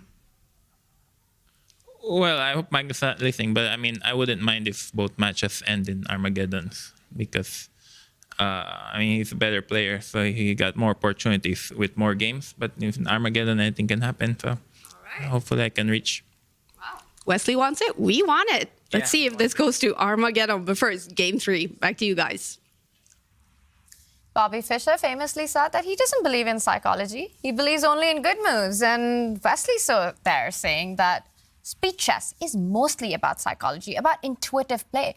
But we've been seeing both these players burn so much time on the clock in the early moves. And we just heard Wesley being critical of himself, saying, I can't afford to do that, not against Magnus Carlsen.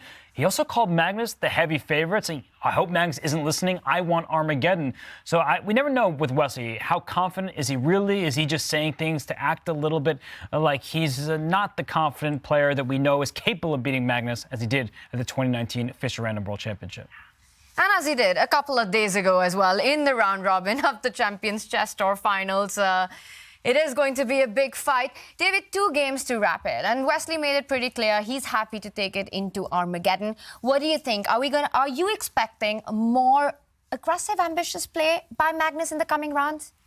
Potentially, especially in the 4th game. I think this next one, Magnus has black. He wouldn't be averse to something a bit more peaceful and ideally with minimal pressure. A draw there, I think, would be great for both. But stylistically, I think it's difficult for Magnus, even if he has white, to press. Wesley's so solid. If you poke him too hard, if you wake him up, he'll come at you. And I can see Magnus getting frustrated. If there's kind of this flurry of draws, if he's not able to get any chances at all, Magnus has a history of lashing out from occasion or doing something a bit kind of impulsive. So I think Wesley's got his strategy kind of all lined up, all worked out, and it's paying off so far. It's one of the pitfalls to avoid. Hikaru Nakamura has lost in consecutive years to Wesley So, in part because he plays for a win sometimes at all costs, and the cost is great. Here in the title match, Magnus Carlsen takes his seat. He gets the black pieces. $200,000 first place prize up for grabs. When there's a first place prize, his name is often etched next to that trophy. And we've spoken so many times about how Wesley's style just frustrates his opponents and makes them come at him, which gives him the opportunities that he is waiting for. Don't poke the dragon will poke you back. And it's Magnus Carlsen who's first at the table. Wesley So still to arrive. I would be shocked if we saw another 1b3 by Wesley to start with. We've been talking about these Mimi openings. He's done it against Nodirbek with success. He played it in game 1. What do you think Wesley has up his sleeves for this one? Yeah, we see a handshake. Wesley did play 1b3. He didn't get a bad position, but he didn't get an advantage in the first game. This time it feels like he'll be more direct, more ambitious, and we're about to have liftoff. Stay hydrated. They get their drinks next to them. It's going to be a sweaty fight between these two players, depending on the opening that we get. Will it be, again, a solid draw, or will we have more? 1e4? That gives me hope. It's the Sicilian. Cecile for the kill. And Magnus, not just the Sicilian, playing pawn to a6 on this last move. That is ultra provocative. Doesn't fight for the center at all. It allows white a free hand. It's a bit of a move order trick. It's kind of asking white to open the middle of the board because then black has much more options. But I've nearly never seen Magnus employ this one, and I think already the frustration's building. He doesn't want another quiet battle. He wants fire on this board. So rare at the highest level that I often forget its name. I believe it's the O'Kelly variation of the Sicilian. It can transpose into other lines because in the Najdorf Sicilian from the black side, you often include this move a6 with the pawn going up to d6 next. So just asking Wesley, do you know all the variations? Do you know what transpositions can occur? Maybe I can catch you off guard. And Wesley, he is spending some time here. He said he needs to avoid time trouble against Magnus Carlsen. I think playing d4 in the center right now is a good way to avoid that long-term pressure. And it's so important to not burn too much time in the opening because the critical moments will arise, the position will get messy, mistakes will happen, and the player who has those extra seconds in those moments, that's often decisive in this one. But Wesley does take the decision finally after spending a bit of time with that second move surprised by Magnus. He does take out the bishop to e2. With the black pieces in the O'Kelly, it's about getting that d5 break in early on. That d pawn from d7 moving 2 steps ahead. Is that something that Magnus is already thinking about? Or would you say his approach should be to start developing first before a central break?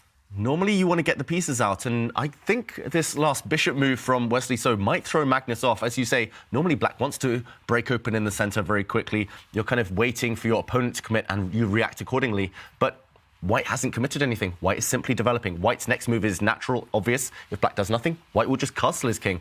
So certain pressure on Magnus Carlsen right now. If he lashes out a move such as d5, Black's queen would be forced out early.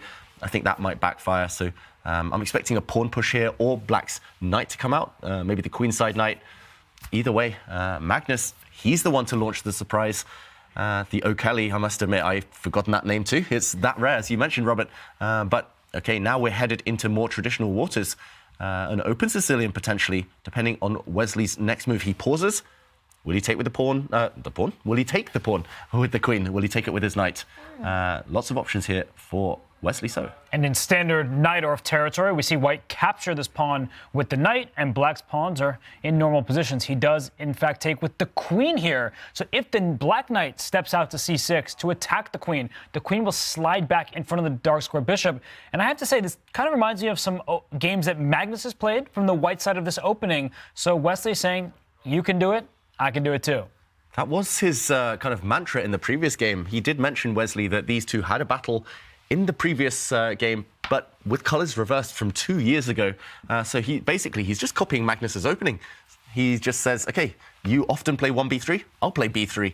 You played the English opening a few years ago against me. I'm playing it this time. And now a variation, as you mentioned, Robert, that Magnus is quite renowned for, as the White Queen most likely going to step back now, either to e3 or to the d3 square. Following the best player on the planet when it comes to opening preparation, perhaps not such a bad idea, but really interesting there. The memory that Wesley has about all the games that they've played, even years ago, and just how they look at openings at the very top level. The knights come out, and I was expecting Wesley to blitz out the next move quickly. While he does pause a little bit, and he chooses another square. Instead of lining up the queen against a dark squared bishop, he lines it up against a light squared bishop. To me, this is a bit of a surprise, because putting that queen on e3 later on invites White's rook to the d line, which is opened up already.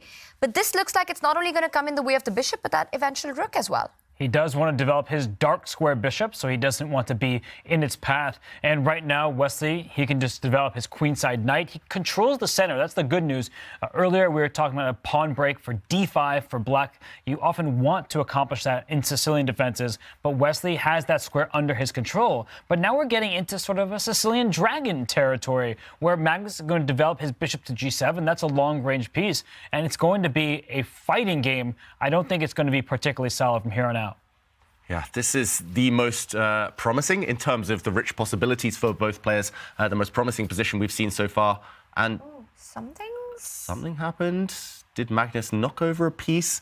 Players made eye contact there. Magnus looked over for the arbiter, but OK, back to pure focus, pure concentration on this board, as Black's bishop has been fianchettoed. But yeah, this one, so many pieces on the board. This imbalanced pawn structure that we always see arise from the open Sicilian. I'm excited. I think this one, it feels like Magnus is poking Wesley a bit. He's saying, come at me, I'm provoking you, try to do something. But will Wesley be provoked? That is the big question right now. Who gets provoked and how much risk are they willing to take? We're going to check in with Danny, who is on site. He is in Toronto, bringing us some updates. Danny, 2 kg fights, but this one promises to be a fun one. What do you make of Wesley's opening approach so far? Yeah, thanks. I've been, like everyone else, I guess a little surprised and intrigued by Wesley's opening approach, going back to playing 1b3 in game 1. a lot of people see the conversation on Twitter. I joked that he might play 1b3, but I said it on the heels of a comment that I was very serious about, which was I didn't think Wesley would go back to e4, one, because of his lack of success against Nodirbek, the comments he made to me that he wasn't feeling comfortable with his preparation. And it's funny. And then Levy said, well, if he plays e4, we will kind of learn what Magnus's intentions are by whether he plays e5, going into some really well-known lines that Wesley can keep very technical and very sort of risk-free, or whether Magnus would go for a Sicilian. So I guess I wanted to pop on to just say that in many ways, I think that a lot of the anticipation we've had and sort of the intrigue about what the players would be doing at the board is sort of coming to life here. And I'm a little surprised by Wesley going to e4, Magnus playing the Sicilian, but like David just said, I am also, regardless of how we got here, excited about what we're going to see on the board, because I think this is about to be the most exciting game we've had yet. And Danny, that's an interesting setup for what's been happening. But now that we're in this position, whose style do you think this type of position favors? Is it in Magnus's court because it might be more open, or is Wesley dictating the pace because he is starting with the white pieces and it is closed at least for the moment? It's a great question. I mean, Wesley plays e4. We know that he, as he said, for many years was a big fan of some of the sharpest, most deeply prepared Sicilians. It hasn't been something he has done as I guess as often in his later years, as we say. He's still a pretty young guy. But I'm going to go on a limb and say that regardless of whose style this favors, I actually feel like Magnus is happier about what we're now seeing on the board. It's a very unique Sicilian. Yes, it's a dragon setup, but you have a couple of very unique features in the position, right? The knight on d5 and this sort of structure is very irritating for black, but white also doesn't have as much space as you might normally have. The queen is interesting on d3. You see Magnus aggressively playing the pawn to b5, which means he's ready for a fight on the queen side, a very typical Sicilian plan. So is Wesley going to play something like a4 and try to maybe positionally undermine the queen side here? Or will he stay aggressive in the center and allow for an even sharper Sicilian? Things like bishop to g5, put a rook on d1 and e1, and see if you can make something happen. So anyway, I know I didn't answer your question directly. I kind of feel like it favors Magnus in terms of the kind of position he wanted. We also see a little bit of an edge on the clock. So that would be my crystal ball prediction, I guess. And Danny, I've got to ask, are you missing Levy, James, everyone? Why aren't you in the bar? Why aren't you in the Belfast Love right now?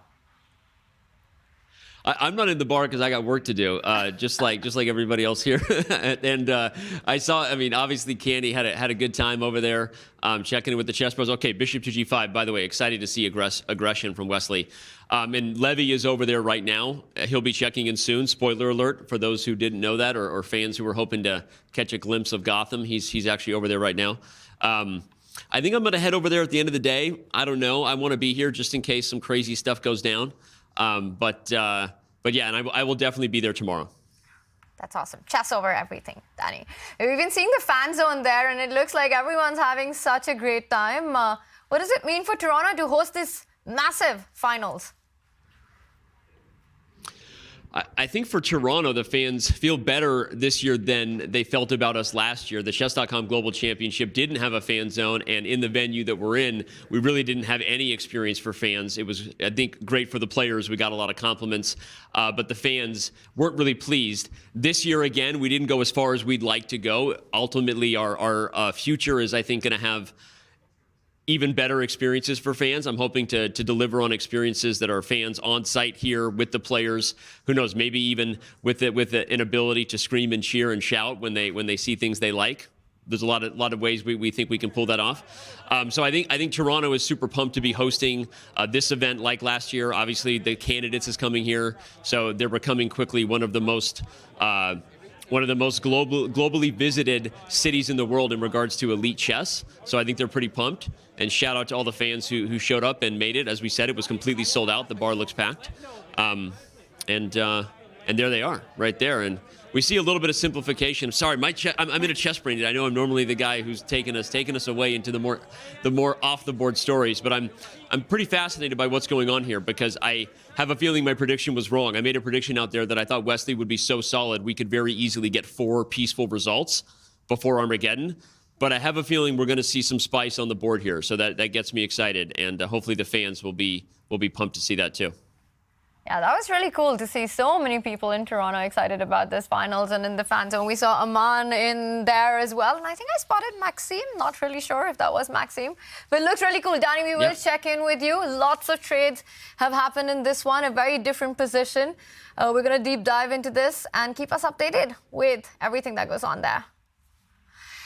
Meanwhile, we do see a lot of trades on this one, but despite that, an ambitious approach, just like Danny did predict H4. I feel like we lost him too soon because he would have loved to say something about this move. H4 for the score. Wesley is just trying to expand on the king side. He can also do the same on the queen side. And Danny was saying we might see some spice. Variety is the spice of life. We're getting all these different openings. And it's Wesley who's taking it to Magnus at the moment. Why not? He controls so much more of the board.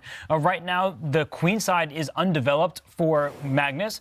And H4, put that pawn up on H5 and just ask some questions to Magnus. Are you really going to develop your bishop to F5? Yes, you kick my queen away. I can just move my queen out of dodge, and then I'm still going to play H5, maybe F4, maybe G4. I can throw all my pawns up because there's no attack against the white king. Maybe A4 on the other side of the board to try and create more weaknesses. The material is level, David, but the pawn structure seems to imply that if anyone is playing for this advantage, it has to be Wesley, and all caution has been thrown out of the window with that last move. Yeah, this is Wesley So at his best. This is Magnus Carlsen taking some big risks as he does attack the white queen, which will surely just slide back. And there we go. Wesley does play that move. I just wanted to mention the pawn structure. We've talked about white being super flexible on the king side with these 3 pawns, potentially moving, mobilizing also on the queen side. It's purely because in the middle of the board, white has this beautiful pawn on d5. In an endgame, it might become weak because it's very far extended, but for now, it clamps down on 2 of black's pawns. Black can barely challenge ever in the center. If you cannot challenge in the center, white simply has more space due to how far advanced this pawn is. The board is cut in half, essentially, so it's going to be very hard for black's queen, black's rooks to travel between the king side, queen side, kind of switch focus very quickly, whereas white's rooks will be able to switch to the center. They will be able to kind of zoom behind their pawns if lines open up on the king side. And okay, Magnus prevents the advance of this h-pawn. I think that's a really important move. Otherwise, black would have been feeling uncomfortable with his king. But either way, I'm slightly biased here towards white's position, just due to the pawn structure. Often this kind of scenario really uncomfortable for black. This is an eternal weakness. That d5 pawn that David pointed out is what defines the position and gives any chances, if at all, to white here. And it's not as easy as it might look looking at the material balance. We see more pieces being traded off. But again, this keeps the position alive. With the light squared bishop off the board, white can start targeting even with the f-pawn moving forward. That last move by Magnus has weakened his king side a little bit. And with the light squared bishops gone, it will make black more vulnerable to attack than white. And Wesley's keeping his options open, but look at what Magnus has just done. He's sacrificing a pawn right now, because if that bishop takes the black bishop on f5, you're not taking with the pawn. That opens up your king. That's not a good decision. But queen takes f5, and after bishop takes e7, I think Magnus is going to flick in a bishop f4 because that dark square bishop for white is going to have a hard time getting back into play. For instance, queen to d4, rook to e8. If you think you're getting away with bishop to f6, there might already be rook e4 ideas here, getting your queen out of line with this bishop on f6. And queen d3, I want to throw in one more little funny tactic. Bishop h2 check. When they're pieces in line with one another, look what happens when the piece in between disappears. King takes bishop, rook takes pawn h4 with check. You get my rook as well. White's up a handful of material until you lose your queen. Black is the one who ends up ahead. Beautiful tactic, beautiful clearance sacrifices there, Robert, but it's because white is slightly loose and white doesn't have time to activate the rooks and go for this pawn. I think, actually, this is just supreme calculation from the world number 1 right now, Magnus Carlsen. Maybe missed by Wesley, so it does look on a superficial glance that he's simply winning a pawn, but this suddenly backfires, and white, due to the trap nature of this bishop, or actually your move even stronger, bishop to f4, due to the fact white's queen is a bit loose, suddenly momentum black, and Wesley So realizing this, not being greedy, I think dodging a bit of a bullet there. He does shift his rook instead, so still eyeing this pawn indirectly, but black now has at least mobilized. Yeah, that was a stunning line that you just showed. And what's even more stunning is that Magnus, he just quickly found it, and he finds the tactical way to get out and neutralize neutralize the position to the advantages that we were talking. But Rook E1 still keeping the pressure. He doesn't go on for the trades. David, you were about to say something. Yeah, I was just going to say, why not at least defend this pawn now? Black still has a beautiful bishop, and despite the fact that these bishops, these light squared bishops, might get traded sometime soon, now White is unable to attack. If White ever pushes forward, Black will happily step back, either to the f6 square, g7 square, and actually there's just too many weaknesses now around the White king. White will regret pushing so many pawns. So I think Magnus, just in time, has found a way to stabilize, hold everything together, and these bishops are the key. He's not giving way, he's trading on his own terms. This is really, really classy defense in what we thought was a bit of an awkward position. And that d5 pawn, which is such an asset in the current position because it does restrict some of Black's pieces, and that keeps it backwards pawn e7. Later in the game, it's going to become a target. The rook will slide to c8, and that rook can slide up to c5. If the bishops get traded, the light square bishops, that is, the rook can come up to c4. And suddenly it's that white pawn on h4 that may be a bit loose. So there are going to be some counter chances for Magnus Carlsen here. That d5 pawn, it can be overextended. And for Wesley, he needs to keep up the pace, not just on the board in terms of creating threats, but on the clock. He's down under 6 minutes. But we were so hopeful about White's position just 2 moves ago. We were talking about all these breaks coming up, White having that d pawn, the bishops looking really good. Where does it come to? What moment does it come to? Or what idea does it come to where Magnus has managed to turn this around to at least an equality? Well, sometimes the best positional moves are based on tactics, on tricks. And I think it was that one that Robert pointed out, just Magnus pretty much hanging a pawn, saying, that was a free pawn, try and take me, but the tactics work in my favor. And that's where momentum changes. It's going in one side's direction for so long. Suddenly, something throws you off. Suddenly, what you wanted to achieve isn't possible anymore. And then it's momentum for your opponent. And that's how games take this kind of roller coaster effect. And they can be topsy-turvy because often things at this top level are very rarely one-sided. You might be going for a certain goal, you might have a certain idea in mind, but the opponent always has resources to try and throw you off. And yes, Wesley isn't able to achieve a direct advantage, but he's not worse. It's still in the balance, this position. White still has chances, and I like this rook lift. And the evaluation bar off to the left-hand side of our screen here, it's still in the middle, and it has been both in this game and in the previous ones as well. But Magnus has done a few things in this match. That knight a2 decision, the thumbs up from the evaluation bar. It was a great idea. Here, sacrificing a pawn temporarily on e7, also a good idea. But the best players in the world, they know when to choose their moments. And Wesley knows when not to take a pawn that may be vulnerable. He understands that's biting off more than he can chew. He would be in an uncomfortable position. So Wesley, he is now just under 6 minutes. Magnus about to hit the 7-minute mark. And for Wesley, he's just doubling his rooks on the e-file. I like the way he's handling some of these decisions from Magnus. They may be a bit of a surprise at first glance, but then when he sits and calculates, he realizes, not a big deal. Let me continue with my plan. Let me coordinate my pieces. And once the rooks do get doubled up on the e-line, there will be threats for Magnus to answer once again with that f-pawn moving forward, targeting that bishop on e5. Again, coming back to that d5 pawn that we were talking about, it's just made e7 a long-term weakness, and that's kind of like Wesley's North Star, guiding his play, doubling up on the e-file, placing that bishop on g5. It's all around that e7 weakness right now. Magnus develops, also eyeing a potential rook lift himself once the bishops get traded. The rook could come to c5, attacking d5, or also c4, hitting on h4 at the right moment. Yeah, and look at the body language. Both players sensing this is a critical game, a critical moment. It's really hanging in the balance. Yes, the knights are all gone, but the pawn structure is imbalanced enough, and the piece configuration is really tense. It feels like one side could crack, and Wesley hesitating here. He's 1.5 minutes down.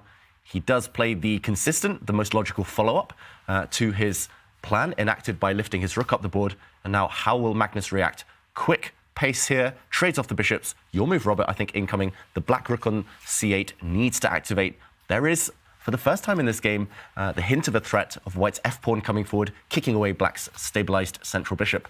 So Magnus wants to fight against that. And if White really wants to get that in, after rook c4, you have to first play g3, but every pawn push in front of your king gives control of important squares to your opponent. So I would not be touching too many pawns in front of my king if I were Wesley, but you can't really push pawns on the queen side either. The B pawn is stuck in place defending the C pawn. So I think that if Magnus is given a few turns, he can bring his first rook to C4, then slide his other rook to the C file. And if white can't successfully get this pawn push to F4 to kick the dark square bishop out of E5, I do believe that Magnus will have the better chances there. So Wesley, he'll have to act quickly on the board this time rather than the clock. Yeah, it's all about that black bishop. If it stays on that beautiful central square, only Magnus Carlsen as black can be better. If Wesley is able to kick away that black bishop from the center, maybe by using a pawn, then things will get tactical, things will get really sharp, and Wesley will hope that things go in his favor. That's why the black rook lands on this fourth rank, cutting across on that nice line. And as you said, Robert, pawn to G3, giving the white king some breathing space, but also kind of preparing that pawn to F4 push. Getting so tense, and 5 minutes each now on the clock. Still feels like we might have a winner in this game. It might be decisive, could go either way. Feels like far, far from the level, the sterile equality we saw in the previous two battles. And F4 is now a threat, right? Which black has to sort out because you are targeting the E7 pawn. And if that rook stays on E8, you don't have the defensive resource of falling back to F6 anymore, guarding that E7 pawn. I'm just thinking that can black actually try to fight the threat with challenging white's bishop on G5 with a defensive move like bishop F6 eventually. But for that, you need to move that rook from E8 out of the way. So I don't want to move it to D8. Let's say I double up on C8. Can white actually get to the E7 pawn immediately? Okay, by dropping back, this is your idea, Tanya. Yes. It's a challenge, and this is one of my favorite structures in chess. It looks like black's structure has been broken, but the doubled f-pawns keep the black king nice and safe. I call it the bug house structure because in bug house chess, for those who play, this is the way to keep your king safe. But yeah, it's about whose king is weaker. Here it would be white's, and he does play your move. And tactics potentially in the air. Pawn to f4 might actually backfire if Wesley isn't energetic here.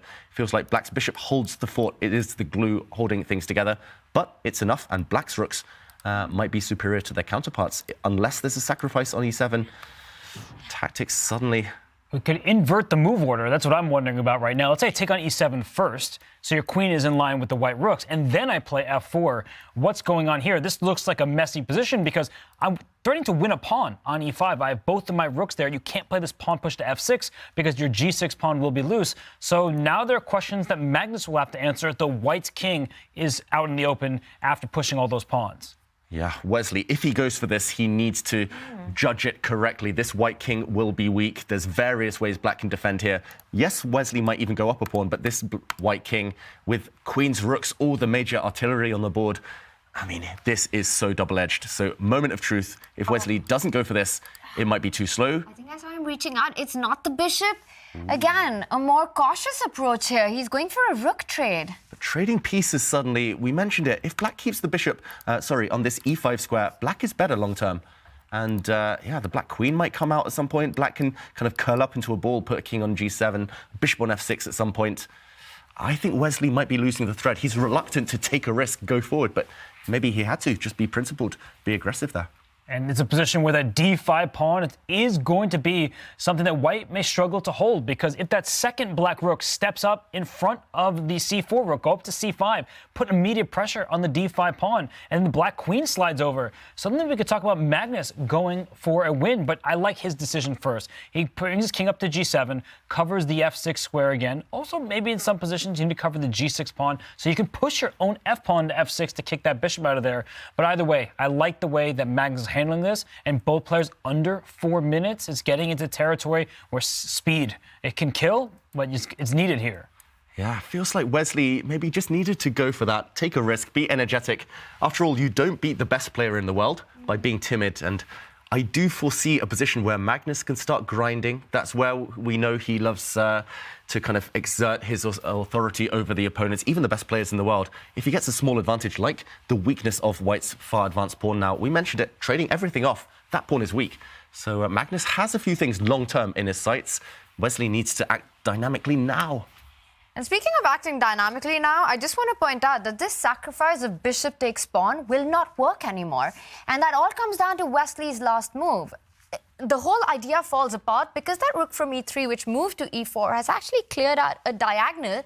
And after bishop takes pawn, and perhaps we can show this with arrows, David, that this is the idea that we were vouching for earlier, which gives Wesley the play. Now f4 can be met by a check on a7, which earlier was not possible when the rook was on e3. So Wesley returns the favor, steps up with his king, sidesteps the check, bishop takes pawn, once again a threat. But he did walk into a new diagonal, which I don't like either, because in the current position, I believe that the black queen can slide to b7 in the very near future, maybe on this turn, with rook c5 to follow, or pawn to e6 in some positions, because the king is in the scope of that black queen on b7. This is actually a nervous territory for Wesley. So Magnus is playing on the queen side, could play with a5, saying my queen's in the perfect location. But I don't think that the white king is fully out of dodge. Yeah, Wesley's drifting. Look at this, pawn to a3. He's even just parked all his pawns on dark squares, and these could be easy targets for black's bishop later in the game. I really don't like this for Wesley So, and this idea of putting the queen on the long diagonal, not just threatening tactics along that line, but also pawn to b4 will totally shatter the white structure later. Magnus, he's upping the ante, upping the pressure. This is a massive weakness. It was white's biggest strength earlier. Suddenly, all these trades, and it is simply weak. Magnus is turning the screw. He controls all of the pawn breaks in this position because white's pawn structure is actually cemented in place. f4 is available, but we talked about that weakens the white king, and Wesley has not shown that he wants to get adventurous on that side of the board. He does do it now. The dark square bishop, it will retreat to f6, maybe after an exchange of rooks first, as we see Magnus take this rook, but that bishop is going back to f6, and there may be double pawns. I just don't think that's the important thing. The d5 pawn is the weakest. b4 is a pawn break available to black, and that king on g7 will actually be tucked cozily there with 4 pawns in front of it rather than just 3. Yeah, we've seen it before, that type of scenario, including in a game with Magnus Carlsen against Fabiano Caruana. Yes, the bishops are going to get traded off. Yes, it might just be queens and rooks left, but king safety, it's paramount, it's key. And white's king, far more airy, drafty, far more open than its counterpart. Black's king is the safest king you will ever see. It's just nicely protected. Wall of pawns in front of it. I think, actually, despite the evaluation bar only being slightly in black's favor, this one is already on the brink. Wesley has to be so accurate to hold this one now. And quick capture, Magnus has that beautiful wall of pawns now, the 4 pawns in front of his king, and Wesley's forced passive onto the defensive. White's queen and rook, 2 heavy pieces, the best pieces you can have in chess. They're all guarding a mere pawn. This is a sad sight. Wesley goes into the defense, which means he lets go of an open file as well, where we can see Magnus try to put his own pieces for counterplay. But it all comes down to the clock situation as well. Right now, Wesley's under 2 minutes, Magnus under the 3-minute mark. And despite the level material, despite black having those double pawns, we are expecting this to be a big fight still. Some more critical decisions coming up. There are heavy major pieces on the board, and we know just how deadly Magnus can be with those queen placements. And we typically don't like double pawns, and black is the only side with double pawns, because in pure king and pawn endgames, it's hard to create a passer. But with rooks on the board, when you have double pawns, you have open files. And why black should have the upper hand is he's been using the c file, and if that white rook did not go right back to e4, he could use the e file as well. So the black king has that blanket of pawns in front of it. It's a happy piece. The d5 pawn does stick out, but is there enough firepower remaining? That's the essential question for Magnus Carlsen. The d5 pawn can be defended by 2 of white's pieces, but only can be attacked by 2 of black's. It seems like Wesley is hanging on by a thread. If Magnus was to put that queen from d7, the first move that came to my mind was queen f5. Just feels like an active square for the queen. I'm pinning the rooks. If we imagine this position with the queens traded off, who does that favor? Ooh, I think Wesley would love the queens off, because even if white ends up losing a pawn on the queen side, if all of the queenside pawns from A to D file disappear, then actually with 4 versus 3 just on one flank, black cannot create a pass pawn. That's the one downside of having these double pawns that Magnus has right now. So I think actually a rook trade favors Wesley because he'll be safe. A queen trade favors Wesley, he'll be safe. Magnus, if he wants to win, keeps the queens and the rooks on. If you imagine the black queen or black rook ever entering the white half of the board, if they ever land on the second rank, knockout, game over. And I think Magnus needs to keep the tension, try to maneuver, sneak in behind somehow. It's not going to be easy. Should it still be a draw, maybe, with best play, but Wesley is just devoid of a plan. Look at this, he's just putting his king in the corner there. He's just waiting, seeing if Magnus can break through. I like the move, though, because now he's putting the onus on Magnus, saying, show me what you got. You put your rook on b8, are you really going to play b4? No, he goes queen f5. And maybe he's now more inclined to trade queens because the white king is so far offside. So a queen trade, the rook slides to e8. This is a situation where only Magnus can play for a win, and he's going down this line. And that's so interesting because Magnus waited for the moment when Wesley's king was at the edge of the board, so not giving enough time to actually come to that f2 square to control all the penetrating squares on the e file. Only after Wesley played king h2, Magnus goes on for the rook pawn endgame. Is there hope here for black? We always talk about the Magnus touch. Can he create something in this one? It's definitely possible. If anyone can, Magnus can. He squeezed water out of a stone more times than we can count. And this last move is really classy. It's actually a pawn sacrifice. Black giving away a pawn. White can actually take twice on this square, but the black king is coming. It's all about rook activity. Black's rook on an open file, white's not. And king activity, the king's coming in. And it's not just about open files, it's not about open ranks. This is what makes Magnus Carlsen perhaps the best endgame player of all times. His pawn structure is ruined on the king side. Double isolated pawns, the f file, and isolated pawn, the h file. But white is sitting passively. The rook on d2 needs to sit there on the second rank. Otherwise, black gives a check, wins a queenside pawn. If it leaves the d-file, the d5 pawn will be loose. And now king g6, king f5, that black king is entering the fray. And if white's king slides on over one square to f2, the black rook slides on over to h3, winning the h4 pawn. Wesley's going to go down a pawn. It's urgent. If black gets one more move, two more moves, as you said, Robert, if the black king activates, it's over. So he tries to shut down the entry points for the black king. Black's king now has no way to sneak into the white position. I think a really important move there from Wesley. So, and Magnus, can he up the pressure? The problem is he's maximized. The black rook is perfect. The black pawns on the queen side cannot really advance any further. His other pawns are stuck. So it's all about the black king and inroads. He needs a route in. But he is winning a pawn in this position, like we were talking, right? The rook slides back to e5. There is no healthy way to keep that f5 pawn in the position anymore. No, there isn't. He can go rook e5 right now, but I don't think he will. He goes king f8 because rook e5 isn't going anywhere. It attacks two pawns at the same time. There's only one white rook to defend with it. I love that move, king f8, because what's Wesley's move going to be? If he goes king f2, he may just lose the h pawn, and that's a really valuable passer because it's not doubled f pawns. That f5 pawn is probably going to be lost eventually. Wesley's got to move, and he's down to 20 seconds. Wow, and a difficult endgame to defend as well. I love it. I think this might be Zugzwang, and that's a term we say when every move for white worsens his own position. The white king had to step across, but now the black rook goes back, and the pawn drops with check. So even better, why not just give your opponent the move, pass, and they worsen their own position. Wesley's now desperately trying to break open lines, trade off pawns on the queen side. Will Magnus say yes? He doesn't need to decide yet. He does trade a set of pawns. I'm a bit surprised. Maybe he could have kept some tension there, but Magnus now is up a pawn. And can he convert? This is the question. Wesley defending heroically so far, but it's only Magnus who can win this one. Do not hurry is the theme of this endgame. That king move, king to f8, just making Wesley's position worse. How quickly he's able to create his chances in this endgame, that's taken me by surprise. And we see now Wesley trying to build a kind of a fortress, just relying on the fact that Magnus has the doubled f-pawn, which gives him hope to hold on to this endgame. A big problem for Magnus Carlsen, all of his pawns are isolated, so you can't get a connected pass pawn situation. He moves his king into the center. This endgame reminds me of the one against Gukesh, which Magnus was able to outlast the junior, super strong Indian player in. But he's going in with his rook. He's going to target the c-pawn as well. But Wesley's getting active, not sitting passively to defend. That is so important. And now both players are playing on seconds on the clock. Magnus has this amazing ability to recognize equal but difficult to defend endgames. And combine that with his sheer will to play on till the end, to just play for a win till the very end. And that's what makes him the greatest player of all times when it comes to endgame. But will it be enough in this one, with Wesley getting active? Ooh, big question. Wesley's king now doing the right thing, marching up the board, forcing the black rook away. But the king's getting driven back now. This one is so close between being a draw and a win for black. Magnus, he's trying, he's probing, but Wesley has all the answers so far. This activity, look at the white king going back where it came from. I think Wesley's defended this perfectly.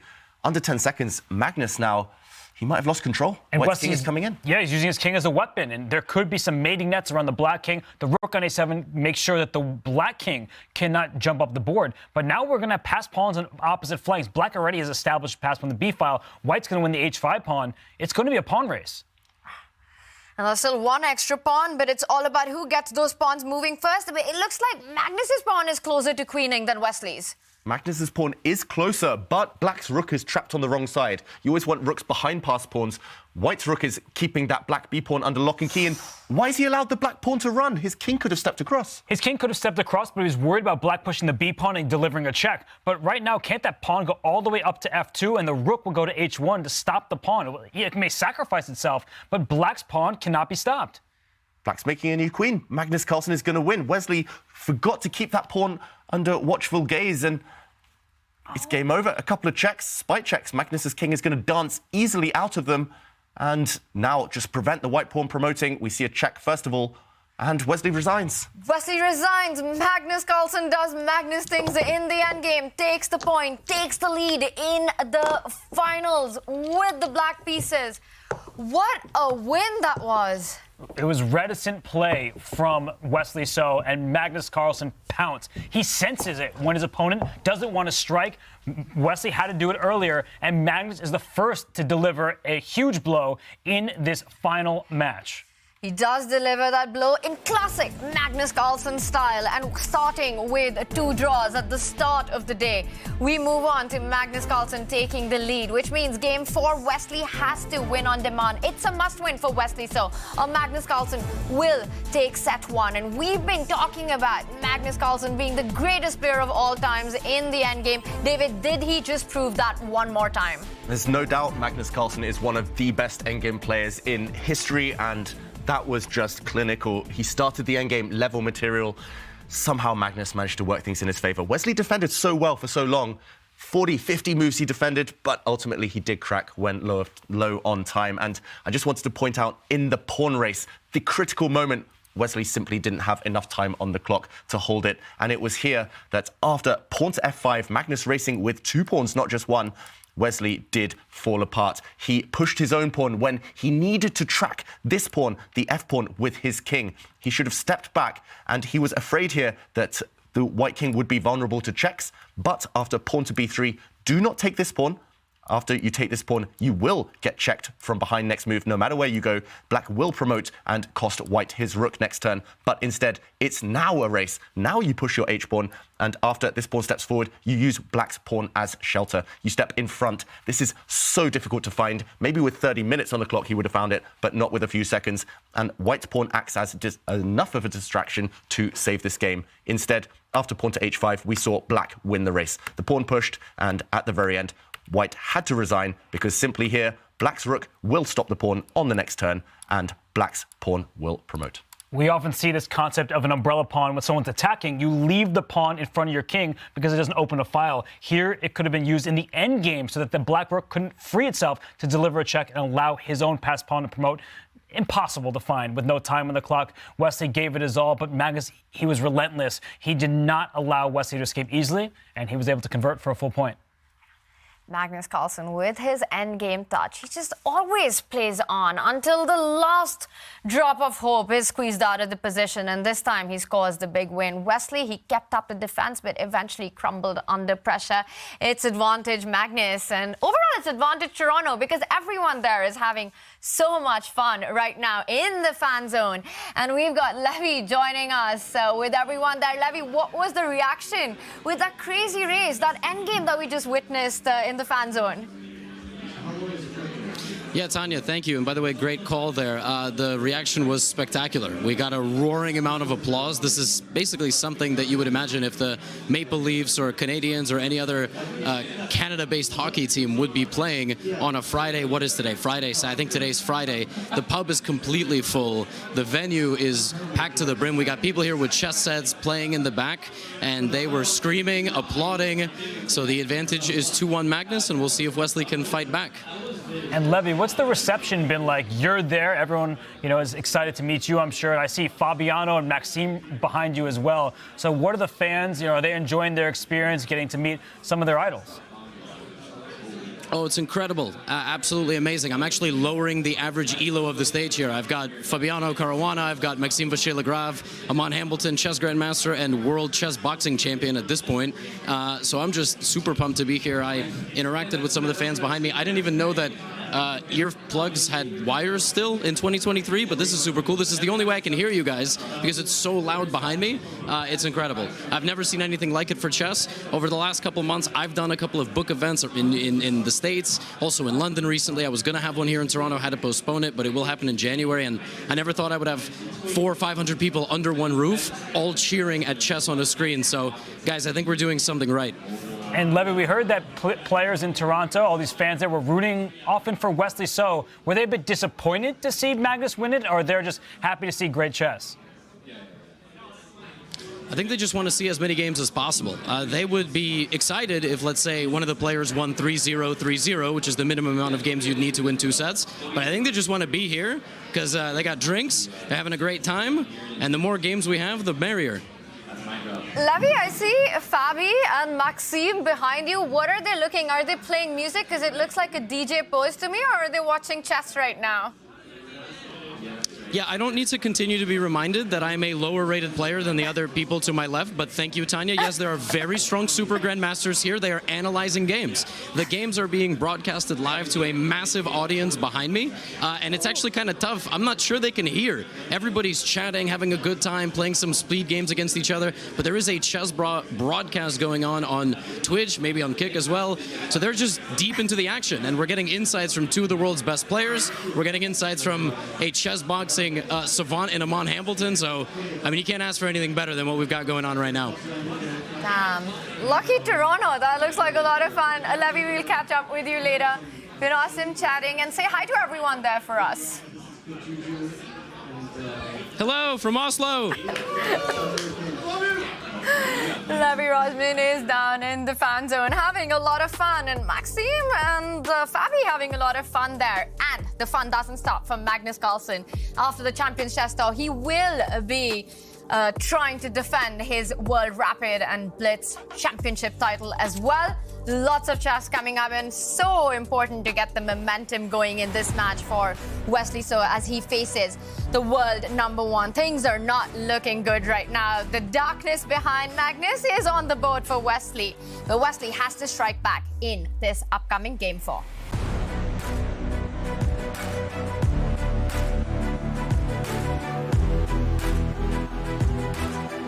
Are you up for some puzzles, James? I hate puzzles. We have some puzzles. You did this last year, right? How'd you do last year? Yeah, I did very poor. Well, White to move. 10 White seconds. Yes, sir. Yes. Again, another one that I've seen, but I don't remember the solution. Yeah, of course, but he's seen them all, of course. Time. I think it's A4. So A4 is incorrect. Okay, in game, you know, you like those. Come on, you got this one. But not sacrificing 3 pawns and then winning. You actually are on to something there. What you got? We have a H5. What Okay, do you takes. play? Okay, now I got another 10 seconds.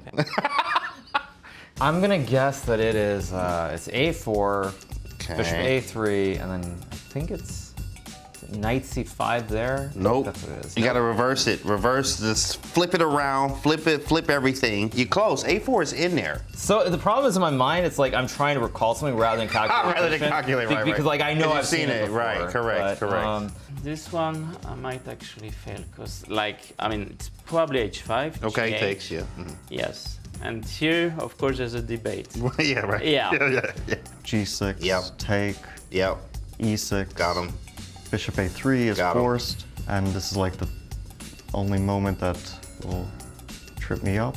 Oh wait, I can play Knight C5, take. No wait, I'm not. What is it? It's I think it's H5 takes, G6 takes, Yeah. E6, Yeah. Bishop A3. Yep. And then White looks totally lost. Give away 2 pawns for nothing. I mean, on the glance, I would guess H5, GH, Right. G6, Yeah. E6, Yeah. then Knight B4, Easy. and the pawn queen. And A4 is actually beautiful. Beautiful. And I think it might be G6. Correct, FG, takes. E6, Bishop A3, Knight B4, Bishop B4, A4. He too hot! Stop the clock! Stop! He keep going. That's it. That's it. You got it right. E6, Bishop A3. Let's go, Dennis. Okay, Bishop takes. One more. A4. Let's go. Let's go. Ah, let's go. Take a glance. H5, H5. yeah, GH, Yep. G6, Yep. Takes. FG, Yeah, e6. Okay. Bishop a3. Bishop a3? Yeah, only move. Yeah. Then knight b4. Bishop takes. a4. Got him! Let's go! Wait, do I have knight b4, take a4? That's it. Okay. There we go. Dub. Come on. I don't You know. got I don't know what it is. You No, the said problem is I first. need a fresh one so that my Yeah. mind is not actually trying Correct. to remember. Because then I spend like 5 seconds We trying need to fresh remember. ones, guys. We need fresh ones for Hikaru. He's seen them all, guys. He's seen them all. No, Hikaru has seen this one. Recall test for him. So, you seen it before? Right, white to move, 10 seconds. I know it. Oh, you saw this one? I know it. Okay, I'm well, sorry. go ahead. Definitely tell the camera Yeah, what we got, I'll man. just say Queen F5 check. Oh, yeah, Queen of 5 check in the end. Yep, yeah. It's probably my least favorite type of puzzle. Yeah, correct. That is 100% correct. I've seen No, it, but yeah, like yeah. I don't. Yeah. Ah, it's so annoying because I don't want to. No, I would go with perpetual if I was playing in Blitz as in Bullet, yes. Be real fast. But yeah, Cut it out. no, that's not the solution, of course. No. Yeah, I have no idea. Yeah, Please bro. tell me. I'm gonna guess that it's bishop takes e6. Nope. Nope. Okay. Knight f6 or something. Knight f6, baby, okay. He got the right move. But you gotta finish it though, bro. He got that chip in his brain, bro. He got the chip. Knight f6. Exactly right. Throw the iPad. Like, what is this? No way. No way. No way. No way. No way. Okay, No, I would, of course, I would, if I would think like 1 hour or Yeah, I would. you'd probably you know, find it. by- Yeah, by- right. Yeah, so knight f6, bishop takes c3, e3, f3, and then after king takes g6. Oh, there's queen to f5 and bishop h7. There it is. Throw the iPad. Ah. Queen f5. Ooh, he got it. Let's go, Pyro. Let's go, baby. Yes, sir. Ah, queen f5. Come on, there it is. Yeah. Nice, very nice. Very That's nice. That's a one. pretty Yeah, one. very That's a nice pretty one. one. Yeah, Right. yeah, Very hard. nice. It's been very difficult. Okay, well, I'm interested to see how. I guess Hikaru would be the best here. Yeah, in or maybe fact- Firouzja. I Yeah, don't know. we have to recall kind of. But- He's actually seen it. yeah, I Only have- one that's seen it before. But I have so no recall. chance. Congratulations on winning the event. In fact, I mean, Okay, getting the. well, I'm just waiting for the check then. Waiting for the check. But we warmed you up, Not my Wesley. You specialty. feeling warmed Yes, up, yes, baby? yes, Come yes. on, man. Flexly so here, Yeah, right? thank you very much. Congratulations on all your success, man. We'll see you in the I tournament. hope I can sack my queen like that. Ah, please. We'd love to see it.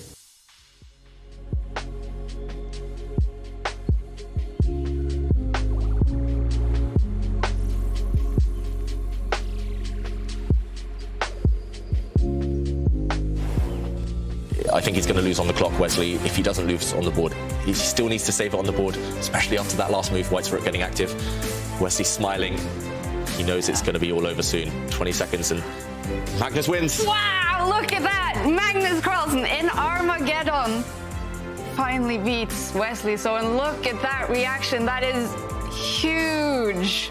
Wow, David, what do you take away from that? I've never seen the world champion that emotional. There it is, the final game and the final win for Magnus Carlsen in the 2021 season. What a performance it's been by the world champion to win the tour overall. Wow. First result today between Magnus Carlsen and Wesley. So Magnus Carlsen takes the lead. The winner of the match, the winner of the Meltwater Champions Chess Tour 2022, and the winner of the tour finals. Leaving the San Francisco arena with a slight smile on his face, he is a true champion, Magnus Carlsen. Magnus Carlsen is the 2 times champion of the tour, looking to strike thrice this time. And these two have quite the history between each other. They've played each other a bunch of times, and Magnus Carlsen with a massive 32-17 leads. And look at that number of draws. But no surprises there, given Wesley's solid style. But Magnus Carlsen leads that head-to-head. And he leads set 1 of the finals of the Champions Chess Tour after that Game 3 win. And Kaya did catch up with the endgame maestro. Wow, what a game. Magnus Carlsen takes the lead, and what a game, Magnus. What was the breakthrough here? I think one big factor was that, I mean, this was like many of my games with Wesley, actually, that he's doing well. He's even a bit better, but he's playing like a little bit too apprehensively. And then I sort of used that to eventually create chances, give him some choices. And, you know, once it comes down to time trouble, it's not easy. So I thought, I thought it was a good psychological game. Yeah, once he started to play passive, I was just trying to see, can I keep the game going? Can I get any chances? And yeah, I'm happy with the way that it went. They said quite early in this game, our experts, that this feels like a game that is such a balance between a draw and just somehow a breakthrough and a win for Magnus. Did you also feel like that for a long time in this game? Yeah, well, I think I was definitely worse at first, but yeah, eventually it felt like I was the one who's pressing for sure. The only time really we've seen Wesley in trouble in this tournament so far is in time trouble. So is that a big part of your tactics against him, to get him into time trouble? Yeah, for sure. I think this is also what happens when he starts to feel uncomfortable. Now, a game 4 with a draw, you will be the winner of the first match. What can we expect? I don't know. I mean, I didn't really expect to win this one, so I haven't thought too much about it. But you know, we'll see. Didn't expect to take this one. Is it just about taking the chance when you feel there is one? Yeah, for sure. I mean, I didn't have any chances at all in the first 2 games, and it's a little bit like yesterday or the match with Fabi. I didn't get so many chances, so when I get them, I need to take them. You definitely did in this one. Thanks, Magnus. Good luck in the next one. Thank you. All right, he took his chance, and he's in the lead. Back to you guys.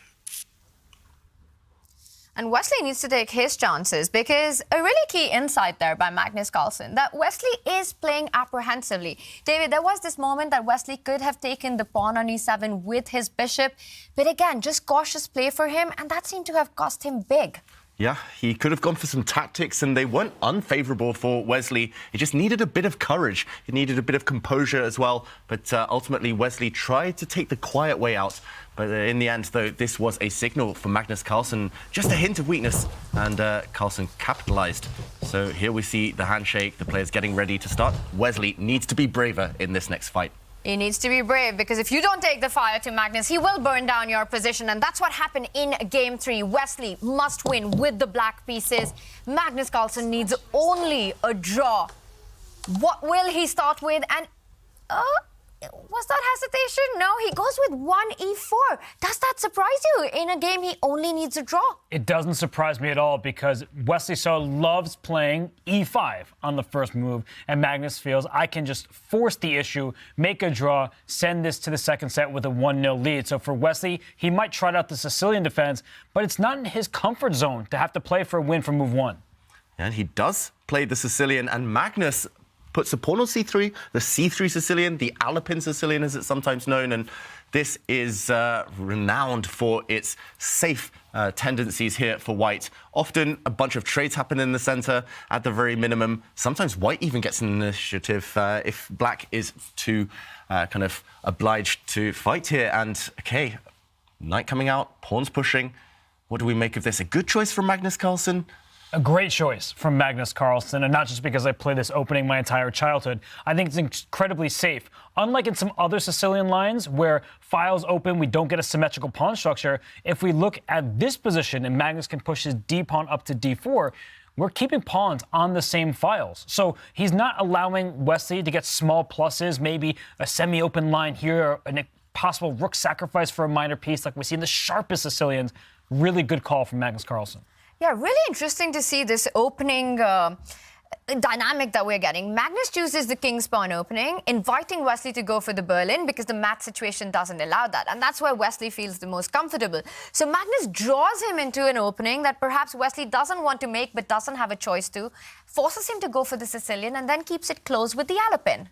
Yeah, and this queen capture I'm slightly surprised by, I must admit. Magnus, in the World Cup that he won earlier this year, in the final game of the whole World Cup against Pragnananda, just needing a draw with white, he employed this opening, the Alpin, but it wasn't with this variation bringing white's queen out so early. He just took with the pawn, played more classically, shut down that game easily, made a draw, and won the tournament. So I'm slightly surprised, Robert. And normally we don't bring our queen out so early because it's easy to kick that queen around. But the black knight, when it eventually lands on the c6 square, white will pin it with his light square bishop. So Magnus trying to figure out what move to make right now. He could take this pawn on d6. The dark square bishop will have trouble taking it back because that queen eyes across to the g7 pawn. So we're just looking at this position. Magnus, he doesn't want to take too many risks. He doesn't want to give Wesley that feeling that he has even a chance. But he doesn't want to spend too much time either because we saw that backfire for Fabiano Caruana against Magnus Carlsen in their game 4 where Fabi was up 2-1. Yeah, and it's always precarious. It's always tricky, this situation where you want a draw. It's in the back of your mind, but you shouldn't necessarily aim straight for it. You shouldn't play for it, let it affect your decisions too much and end up taking negative, kind of suboptimal, impractical decisions. And right now, Magnus in the tank for a minute or so. It feels like he's kind of torn in two minds. Does he play ambitious, aggressive chess and maybe kind of take a route out later if a draw presents itself? Or does he really try and force the issue, try and trade off as many pawns as possible, pieces, everything? Right now, Wesley shading his eyes. Magnus not known for his death stare, but Wesley really here, his body language focused purely on the board. I think he should be relieved, at least, that Magnus is the first one to blink, to think. Yeah, and that's quite a think that Magnus is on right now. He's touching the 12-minute mark very early on, takes the decision to develop the bishop instead of grabbing that d6 pawn, still inviting the black knight to jump in to development via c6, hitting that queen on d4. But I do like this approach by Magnus of just continuing with development. Even if he's surprised with this last move by Wesley, he takes what is the common principle of openings. And I think he's just sort of preying on the fact that Wesley has shown a reluctance to trade too many pieces in a must-win game. Even in that Armageddon game against Nodirbek Abdusattorov yesterday, that final game of the epic semifinal between those two, there were moments where Wesley could have initiated some trades. He instead backtracked with his pieces. So in the center right now, there could be a trade of a pawn, a trade of a knight. But why would Wesley want that when he feels like he needs to win? So more pieces on the board, at least in theory, sound like a good thing for Wesley. Are you surprised? We saw a bit of a shake of the head from Wesley. He was looking down at his fingernails there, just thinking, he doesn't look too positive. But this position is still full of life. There's only been a trade of one set of pawns. You've got to be focused. You've got to just block out the results of the earlier game. I was just about to say that. Do you think that's because of what has just happened in Game 3 as well? Because everything was so under control with Wesley in that opening, getting that position with the bishop pair, the pawn on d5. We felt he was the one who was putting pressure. But then that lack of courage in that one moment where he didn't take bishop takes pawn. And are these thoughts that would haunt you going quickly into Game 4? Wesley's a competitor, and a competitor in any game or sport, when you just lose a very critical game, you're going to feel it. And unlike in a classical chess tournament where the next game starts a day later, you had to quickly maybe get some refreshments, go to the bathroom, and then sit down at the board again. So how could Wesley not be upset about what just happened? He does have a decent position here. He's trying to shield his eyes from his opponent because he needs to play the position at hand. And then you remember you're playing Magnus Carlsen. He doesn't give you too many chances to begin with. And in a position like this, we're still early part of the game, but out of the opening, I don't think Magnus is particularly unhappy. Yeah, Wesley continues to shake his head. Chess is not only a battle on the board, but an inner game as well. And right now, for Wesley, it is about just trying to forget what has happened. A game that was in his control, but messed up in the end. But you have to let go of that and focus on the board right now, Wesley. Now, to me, knight c6 would be the obvious move that you want to blitz out. What are the other options or perhaps development ideas that Black can be looking at here, David? I just think bring the knight out. Bring the bishop out, trade off pieces, get castled. It's actually quite straightforward. I don't think you have to be too sophisticated about it. He does hit the white queen.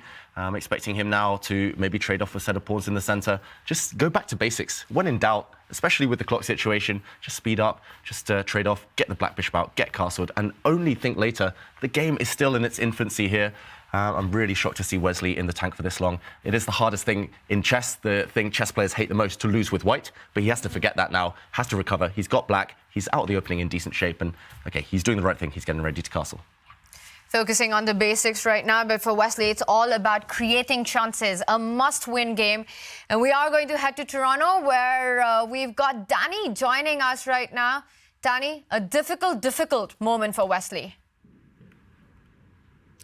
Yeah, thanks, Tanya. And everyone's stuck with me right now because all of our other commentator guests are still at the fan zone having a great time. Canty, Levy, and the crew. But yeah, I just was going to jump in to say tensions were high. The emotions were really big for Wesley after that game. He kind of quickly exited and did what he does a lot, which is grab his iPad, and then he leaves the room because they're not allowed to have electronics in, and then does whatever he does to prepare. Gets fully fair play scanned back in when he comes back. But normally you see a slightly, I guess, more stoic Wesley, but he wants this bad, and he was frustrated with how that one got away from him.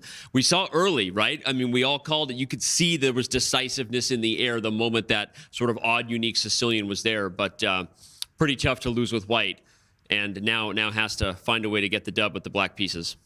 Danny, you're a father. You also are a friend of Wesley's. Looking at him on camera right now, I mean, what do you think he's feeling, and what are your thoughts about what Wesley has to do to try and win this game?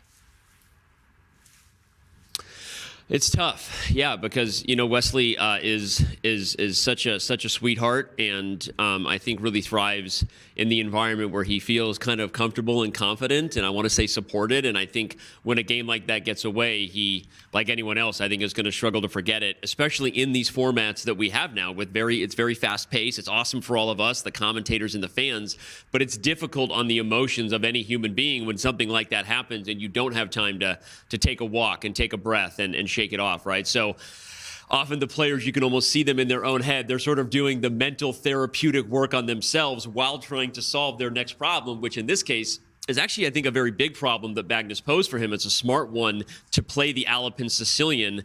Obviously, we know that these lines can be, I guess I'll say, very difficult for white to get in serious trouble, right? This is not an English attack Najdorf. This is not a Yugoslav attack Dragon or even a Khan Sicilian. This is a position that, as you can see, it's very tame. The pawn structure, borderline symmetrical. There's not a lot going on here. And so I think the Alapin was a very smart choice. And an interesting note that with Magnus's 2a6 in the last game, Wesley went for the very sharp d4 line and loses time with the queen, even when technically playing an Alapin structure, c3 or even c4 are actually the more common moves there. So Wesley didn't want to get something tame when he had white. Now he regrets that there's something so tame on the board by Magnus because it's going to make it hard for him to win. The win is what he needs at this point. And you were the first to call out in Game 3, Danny, when you joined us, that you have a feeling that this is going to be the most exciting, perhaps a decisive game of the day so far. And I want to ask you, with the dynamics right now, playing the black pieces, the Alapin on the board, and so much pressure of trying to create chances, how are you expecting this to play out? How do you foresee this one developing? Well, the good thing is I think Wesley, no matter how heartbroken he might feel right now, you look at him and your heart goes out to him because he knows he's fighting an uphill battle. He's not going to go down easy here. He's going to make sure that we have drama on the board because, look, a draw is just as bad as a loss, right? At this point, one of the cool things about the format is in the set setting, if you lose 3-0 or in Armageddon, it's only 1-0 heading into tomorrow. And he's been down 1-0 before. It was against Nodirbek in the semis. Magnus is different. But I think Wesley understands the dynamics. He knows what's at stake. This isn't going to stay tame. The moment he gets any bit of an opportunity, he will look to mix it up. But again, the problem is this is a position that will come with an inherently large amount of risk to mix it up because there aren't a lot of natural structural weaknesses in the position, as I'm sure David and Robert will, all of you will do a better job explaining than myself. But it's going to be tricky, right? You gotta take your chance if Magnus slips even just a teeny bit, or you have to try to create something out of nothing, which is going to come with a lot of risk. Yeah, difficult, tough spot for Wesley. Danny, we will check in with you as this one is developing. Thanks for those insights. And meanwhile, the Alapin fight does continue. Still a closed position. Still Wesley trying to create chances along that diagonal. The light squared bishop for Wesley will land on b7. So perhaps in the future, we can expect some activity on the long diagonal. Yeah, this last retreat by Magnus Carlsen, I had half an eye on the evaluation bar. It did slide down slightly, and it does look provocative. It feels like Black has a very tempting first move. I'm not sure what the follow-up is, but Magnus now, he's inviting Wesley forward. And as we've spoken about in previous games, sometimes you have to jump on the opportunity. You cannot be timid. Yes, this bishop is really well placed on the diagonal, but it will get there anyway. So maybe jump forward with the Black Knight, profiting from the fact that the White Queen, okay, he plays it, the White Queen has retreated to a vulnerable square, And I think Magnus's idea was to come back. I'm not sure which square exactly he wanted to use, maybe this one. Now, this knight is a bit loose, threatening to jump forward with his knight to hit the black queen. But even if the black queen preemptively slides back herself, suddenly this knight is on a beautiful square. If you team it up with this bishop, long term there will be potential tricks. And there's nice juicy holes on the light squares if you can get to them.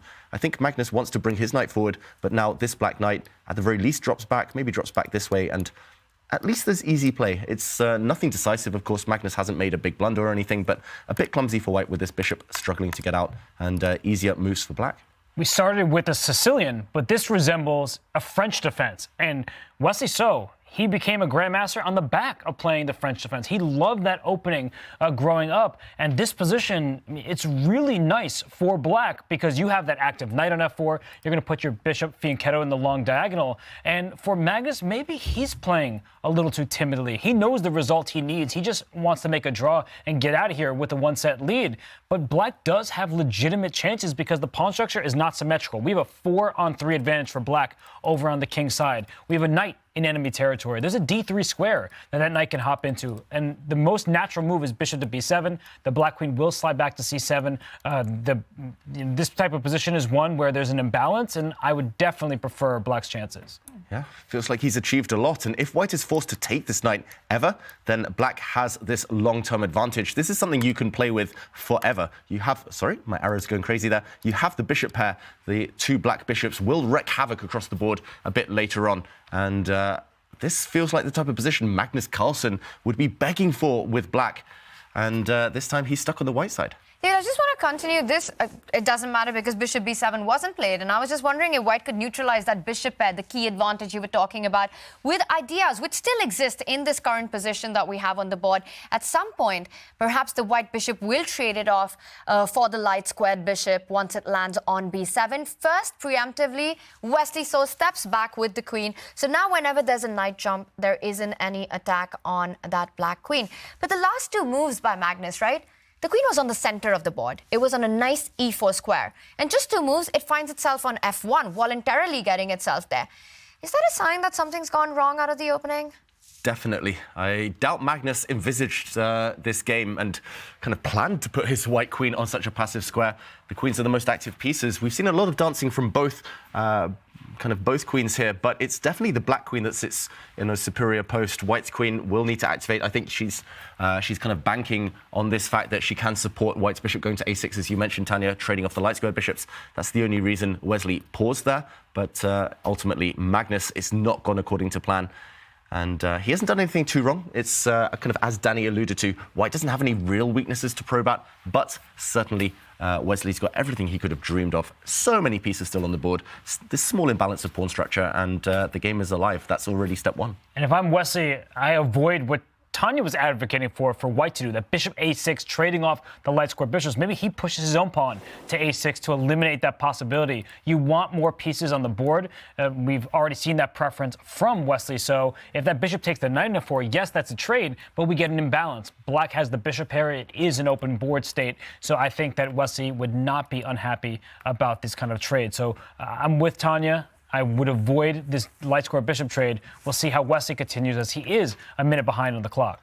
Yeah, this is one to avoid right now. The bishop's disappearing because suddenly less ammunition, simply less control over the light squares. So pawn to a6 would be a really classy move from Wesley. So I think Magnus's idea is to plant a knight in the center in the near future, try to trade off these little beasties, and still white is solid, but Wesley So has enough to cause some problems a bit later on. He's thinking so long, though, on some of these turns where if Wesley was confident, feeling in the zone, you would expect the moves to be flying down on the board. It's just instinctive stuff. There's no right or wrong here. It's just stylistic choices. And Wesley, it feels like he's racked with self-doubt right now. It's just this position when you have to win the game. It's so uncomfortable because you're not playing your normal chess. Okay, if I don't win, my opponent played a great game. Congrats to them. We move on to the next one. He needs to win, and he is a solid player. That's his nature. He doesn't want to take unnecessary risks, but when you're in a must-win game, you do need to make speculative decisions. You might need to sacrifice a piece just for some play to cause your opponent to get scared. And Magnus does not look scared. He's not scared of anybody. He's just chilling. Magnus is chilling. Wesley, perhaps not so much. The most natural-looking move on the board, the bishop development. You really don't want to make it because it allows the trades, as we've been talking about. He puts the other bishop for now on f6, so a more active square again. Just bishop b7 is the move you want, but you're avoiding white's bishop to slide to a6 just for now. And Wesley, it's high tension. And if you're feeling the same kind of stress that Wesley is right now, what you need to do is listen to some lo-fi girl music. And Chess.com has a cool lo-fi girl track, and you can check out your favorite tunes on any of your favorite streaming platforms. YouTube, Spotify, SoundCloud, they're all there. Play some chess to a lo-fi girl music. Chill out to some lo-fi girl music. It's the one you've been listening to at the start of the stream. It's pretty chill. Wesley, not so chill right now. Not so chill. You can tell Wesley, he's barely kind of broken away from that really tense body language. He's just been focused on the board, which is great. But sometimes in chess, you need to take a step back. You need to just kind of get a general overview of the board and kind of get out of your own head. At least kind of calculate, but don't kind of stew. Don't philosophize, especially in these rapid games. 6 minutes left on this board. It's pretty much blitz now. But Wesley, he's not had to make too many difficult decisions. Feels like the kind of momentous occasion, it's catching up to both of these players, especially with their time usage. So if I'm understanding you correctly, you're telling Wesley to calculate, but not over everything. Sorry, James. Sorry, Canty. Yeah, pretty much. Calculate enough to kind of get the moves down on the board, but don't think about the previous game. Don't think about the match situation. Don't think about the opponent who's sitting opposite you. Just focus. It's these 64 squares, these remaining pieces, and he eventually played bishop f6, which is a very good move, but it cost him a lot of time. So what you're saying, it could be anything, but for Wesley, it shouldn't be Carlsen over everything. Champions Chess Tour over everything. It is the Champions Chess Tour final, set 1, which is on. This is the game 4, and Wesley so has to win on demand, given his must-win situation. The fact that he's playing perhaps the hardest, the most difficult player on the planet, let alone in this situation. It's going to be a tough one for Wesley, but he's managed to create some imbalances, some chances out of the opening. That knight nicely planted on f4. If white ever wants to give that up, it means parting with a bishop pair, which gives a long-term edge to black. The move that we've been advocating, trading off the light-squared bishop, there are problems associated with that. You'd love to get that on the board, but visualize the bishops come off the board. That knight from f4 can further then jump to d3 once the trades happen, and I think this would give black additional chances to fight for the advantage. If you're going to play bishop a6, you probably have to take that knight off the board first, and then black says, I am happy that I didn't develop my light square bishop yet, because now I can trade without having spent a turn in between. And I think the best piece on the board for Wesley So right now is the 17th piece, the clock. Magnus, he has spent over 3 minutes on this very turn here. He's down to about 5 minutes himself. It's not like this is a clarified position, pure end game, just shuffle around. There are some big decisions for him to make. Yeah, I think he will take this knight eventually, simply because there's nothing else. There's no other appealing moves. That black knight is too strong, and white struggles to get fully organized while it survives. But he's burning so much time because top players, they're really reluctant. It's one of my biggest weaknesses, for example. I'm so attached to the bishop pair. We're kind of ingrained. All we talk about bishop pair. That's a big success. You got them, survive the opening, survive the middle game, and you'll win the game eventually in the end stages with this bishop pair. So he's just kind of overcoming his prejudice here, his kind of ingrained bias of these long-term advantages. Ultimately, you just have to snap off that knight, just play on. It's still relatively balanced, but Magnus struggling right now. 4 minutes on this one move. That's half his remaining time on this one occasion. He's feeling the nerves too. He's human, Magnus Carlsen. At times, he can be. But right now, he has made the move bishop e3, so not going for that knight trade that we were looking at still keeps the tension on the board. What he wants to do is slide with that a1 rook on the edge of the board to the center of the board. Again, the idea is to trade off as many pieces as you can to try to get closer to that draw. And he goes for the idea that you suggested to stop bishop from landing onto a6. So the move a6 not only hinting at a future b5, which you want to be careful about because you leave behind some of the dark squares, but more importantly, you take away a key idea from Magnus here. You take away the key idea of trading off the bishops. And bishop b7 coming up next. Absolutely, and the best part of Wesley's move, he played it quickly.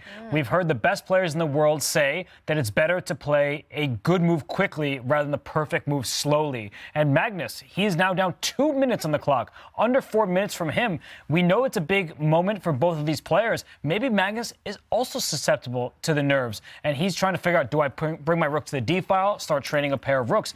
I think for Wesley, you trade maximum 1 pair of rooks at this moment. You can't liquidate fully. I think it was Emanuel Lasker in the early 1900s when he said, when you find a good move, look for a better one. But in today's time and age, you find a good move, you find a decent move, you might as well make it, especially in this format, or you will get flagged. Yeah, simple as that. And I was going to ask, have you ever seen Magnus spend this much time in a rapid game? We're only at move 17, when it's relatively quiet, when it's quite straightforward decisions. It's not too sharp, not too complicated. I must admit, I'm really, really surprised the way Magnus Carlsen has been handling that clock. The position's still fine enough, but yeah, definitely nerves kicking in, I feel. It's strange, especially when we compare it to the previous game. He was playing with the upper hand, had lead on the clock. This match has been defined by 2 solid games to start, and then some apprehension, as Magnus put it, from Wesley in Game 3. And it's Magnus who's been apprehensive in this game. He played an Alpine Sicilian, a quiet line, but now his queen's on F1. It's not participating the way he would like. 1 pair of rooks is able to be traded right now. He can do that, and he in fact does. He could have played that move a lot more quickly, but Wesley intelligently takes with a piece that's not the rook. His rook is tied to that pawn 2 squares in front of it, and he keeps more pieces on the board. I also really like that because even if that pawn was defended, Robert, taking it with the rook would invite another exchange on the board, with white's rook sliding further. So Wesley wants to keep as many pieces on the board. That d-file doesn't matter right now because that's where the trades will happen. Meanwhile, Magnus does capture the file right now, rook d1 on the board. Wesley can slide back with the bishop from where it came from, an active post. He's managed to get the knight to a nice spot. The bishop on b7 is on a good diagonal. How do you see him making progress from here, David? Well, firstly, I think Wesley should play a quick move. He adjusts a piece, teasing his opponent there. And I just love the fact he recaptured that rook on the last turn with his bishop instantly. If he keeps that momentum, keep playing quick moves here, then you'll put Magnus under even bigger pressure. He literally has double Magnus's time. I'm loving that bishop coming back where it came from. Maybe the black knight on c6 can just get out the way, leap out the way of black's light squared bishop at some point, unleash that beast, unleash that kind of diagonal. And yeah, I see so many ways to improve. I'm not sure whether there are any big threats created, but just speed up, Wesley. Keep that lead on the clock. He's looking for tactics because there's that bishop on b7 staring all the way into white's camp. Knight takes g2 does not work here for Wesley, but you know he's considering because knight takes g2, if you take back with the queen, knight e5, suddenly multiple pieces are hanging, that knight is pinned to the queen behind it. That light square bishop can back up, right? It can go back to e2 just to defend that knight. But you need to look in this direction if you're Wesley. So I think at the starting point, knight e5 first is available because the knight f4 loses defender, but there are going to be tactics at play here. If you take on f4, I take on f3 with check, then I pick up your bishop on f4, and white's kingside is in shambles. So you need to be really careful. If you're Magnus, if you're Wesley, don't try to cash in too quickly by sacrificing pieces. Yeah, he's suddenly calculating something, but he spent so much time. It's definitely the nerves making these 2 players freeze. We saw it with Abdusattorov yesterday in the semifinals. I like this knight move as well, just hinting that you might kind of capture and shatter the white king side on this square. He puts his bishop on e7 instead. Bit of a cagey one. I'm not sure how that improves things. Maybe he's going to try and line up on this diagonal as well. With the bishop on this diagonal, kind of a corresponding bishop on the other diagonal, some big attacking chances long term, but it did cost him a bulk of his time advantage. So still really tense. We're really favouring black's position, I feel, but will it come down to nerves in the end? That's the big question right now. When you're playing against Magnus, you have to make the most of every single minute detail in the position, and that clock is not a minute detail, it's a big one. For Wesley, the advantage on the board is based on his piece activity, piece placement, but bigger than that, it's the pressure that he can put on Magnus on the clock. So he needs to keep the speed up, even if it's about not finding the absolute best moves, but keeping the pressure going. Meanwhile, Magnus trying to trade off as many pieces as possible to ease out any attacks, any tactics related with that knight takes pawn idea that you were talking about. He improves further the position of the queen, but advantage Wesley scoring the bishop pair. Advantage Wesley. It's not just the air quality we see in front of us, it's the piece quality. And Black's got the superior queen, the superior bishops, now kicking back White's light squared bishop. Momentum definitely on Black's side, and now he can potentially afford to trade pieces because long term the two Black bishops will gain in power the more pieces that disappear from the board. They'll gain in scope. And wow, committal move by Magnus Carlsen, opening up light squares around the White king. Robert, I saw your face there. The Black light squared bishop is loving the fact that this has just happened. When there's an enemy fianchetto bishop on the long diagonal like this, you typically don't open up even more. But more important to Magnus is kicking that queen out of there. There's luft created for the Black king, so there won't be any back ring checkmates. But now that Wesley brought his queen to g4, we see the makings of a checkmate attack. If the queen and bishop can line up on that diagonal, that White king is in a world of hurt. Yeah, Magnus has to be so careful, but look at Magnus's clock, 1 minute 30 and counting. Suddenly big threats. Black's knight, just any move, literally jumping out the way, will unleash terror along the diagonals now.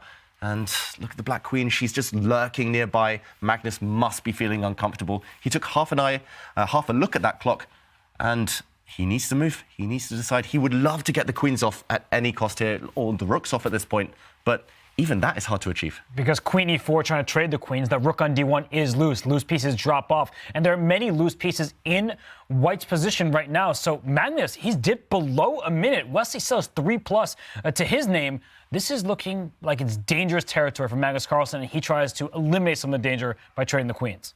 Yeah, I think a good practical decision for Magnus, especially low on time. You don't want to walk into any checkmating attacks. You don't want to allow your opponent to create these nasty threats when you have no time to react. That being said, we mentioned it, endgames will favour Black still. And Wesley, he can try to hustle Magnus there. Will he be reluctant to enter an endgame, though, after his previous experiences against Magnus in that phase of the game? That's the big question. And that's a really important one because you reverse the colors right now and Magnus would blitz out the queen trade, blitz out the knight trade and go on to play this bishop pair endgame and probably squeeze a big win out of, well, I can't even say nothing here because the bishop pair is something. But for Wesley, does he decide to keep more tension on the board given the mat situation or play a position where he's fighting for 2 results but really only one will work? That endgame, it's either playing for a draw or a win with Black. What do you think will be his final decision here? How would he approach this? And he's touching the 2-minute mark as well. Magnus under a minute. Process of elimination. I think he has to trade queens here because White's next move, if Black doesn't hang the queen, is to put the bishop on e4 and trade off even more pieces. So I don't think Wesley has much of a choice. In fact, trying to keep more material on will backfire. So trade queens and then count your pluses. You have the 2 bishops. He does trade those queens off the board. There is that long-term advantage. It's pawns on both flanks. The bishops should reign supreme over the knights. Yeah, especially on the dark squares. Black's dark squared bishop is uncontested if it can ever sneak behind. White has pawns on the queen side that are sitting on that color complex. So still long-term trump cards, but I think he's too afraid of Carlsen, the endgame maestro here. Anyone else in the world, he'd be trading off a set of knights. He'd be playing quickly, confidently, trying to improve the Black bishops, bring the Black king towards the center. Everything that we're taught to do from a young age in that endgame stage. But you are playing Magnus Carlsen, and suddenly the time advantage is pretty much gone. Knights off the board as well. It is 2 bishops against bishop and knight. Can Wesley squeeze this one out? It's not going to be easy. I always say in Armageddon, you have to be shameless. This is not an Armageddon game, but it's a must-win game for Wesley. He brings his bishop out, putting pressure on the knight. If he gives Magnus an isolated pawn, that could be another something in his back pocket, a small plus there. But Wesley, he's looking away from the board. He's calculating with his ear. Yeah, that body language by Wesley isn't the most confident one that I've seen. He does make the moves that are the correct ones, but takes his time. And now it is Magnus who's touching the 30-second mark. Will we see further rook trades? Not for now. Magnus moves with the king, so he's inviting Wesley to actually capture on d4, give up the bishop pair, but in compensation, Wesley will get a weakness off that isolated queen's pawn. Do you think it's more important to keep the bishop pair? Wesley deciding not to trade. Yeah, do not trade, because taking that knight would also most likely lead to a rook trade. You don't leave yourself with enough pieces. Yes, White might have 1 weakness, but you need 2 in order to win any endgame. You need 2 weaknesses to probe at. So keep as many pieces on the board as possible. He's now hitting the White knight, kicking it back. The rooks do disappear, but more importantly, he has the bishop pair. You need as many imbalances as possible here. It's the bishop pair and the 4 versus 3 advantage, the 4 versus 3 lead in pawns that you have on that right flank. and white has a 3-on-2 on the left-hand side of our chessboard. So you can start pushing pawns yourself if you're Magnus Carlsen, but when you push a pawn, you may leave new squares accessible, to the black pieces. So I like the look of this endgame for Wesley. Throw your pawns forward. He starts with bishop c6, but f5 and e4, those type of moves are coming. This could be the moment where Magnus tries to challenge this bishop pair that we're talking about, and he does it with the move bishop to f3, and Wesley immediately declines it. It is the biggest plus in black's position, but this in return gives Magnus a very active spot for his own bishop on d5, targeting the f7 pawn. The knight can now jump into play. First, he blocks down that queen side. Now a threat on the board. That bishop from d5 can go to b7, starting to attack the queen side pawns. Yeah, will he dive in with his bishop, Magnus Carlsen, go for black's weaknesses? Those pawns can still push. No, he's simply trying to trade off as many pawns as possible. Now, a bit of a threat to advance this white c-pawn that's just moved one square further, fixing it on a nice protected square, a pass pawn for good forever. So most likely we'll see a trade. And the more pawns that disappear, the closer Magnus will get to that desired draw. Although one bit of bad news for Magnus Carlsen is that his pawn on b4 is on a dark square. To defend it with another pawn, also on a dark square, only Wesley has a dark square bishop. And he's actually offering a trade of all pawns on that flank, hoping his central pawns will do the trick. But I think you don't want to see all these simplifications happen. This is surprising, David. Lock it down. I think Magnus now can advance. Okay, he actually does go for all the trades to try and eliminate pawns. I would have been tempted to step forward there because black's dark square bishop suddenly would have been locked out of the game. But no, it's liquidation time. He's trying to go for opposite color bishops here, Magnus Carlsen. He might have saved himself. And I think that's the key move. Knight c4, it forces the bishop trade. Yes, black gets an extra pawn, but it's not going to be enough anymore. Knight c4 was a defensive key resource that Magnus was relying on. We've seen this story before earlier in the set where it was Magnus up a pawn. Here he's down a pawn, but the opposite color bishops, there's no hope. You have a light square blockade.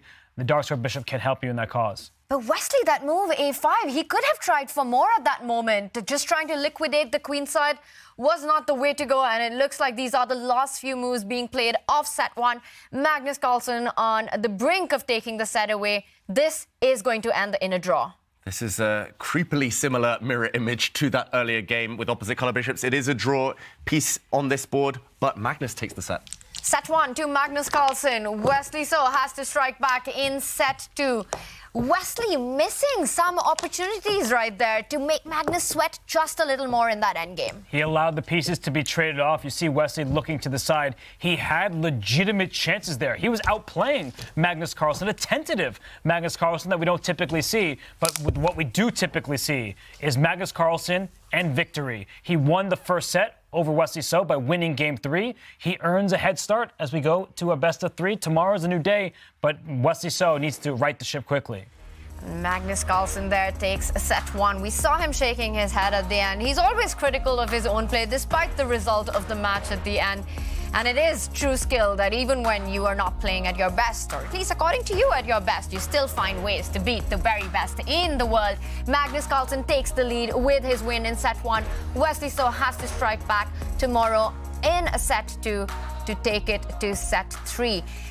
That game, David, not an easy ask for a player to create chances with the black pieces, but Wesley managed to do just that. Wesley did manage it with black. That was the dream. He had a small but long-term advantage. Ultimately, however, it didn't prove to be enough. But it was a case of history repeating itself with Wesley not choosing the most decisive moves, maybe taking the safer approach when he should have risked it all. And it was here that things did start to fall apart. He has the advantage. We talked about the bishop pair. These bishops are beautiful on these perfect diagonals. And I was shocked to not see Wesley start to throw pawns forward on the king side. This is the side he's stronger with a pawn majority. Push the pawn to f5, bring the king towards the center, push the pawns until they can't be pushed any further. Instead, however, he started to retreat. He brought his bishop forward, first of all, dodged this bishop trade, but suddenly white got active, white with a strong bishop, and a few moves down the line. After being offered this pawn trade, he did actually trade everything off on the queen side. Pawn to a5 was the final mistake. If instead he'd played bishop to d4, trying to come in and behind, still some winning chances. However, pawn to a5 did allow the sequence we saw in the game. Opposite color bishops, Magnus sacrificed a pawn, but dead draw.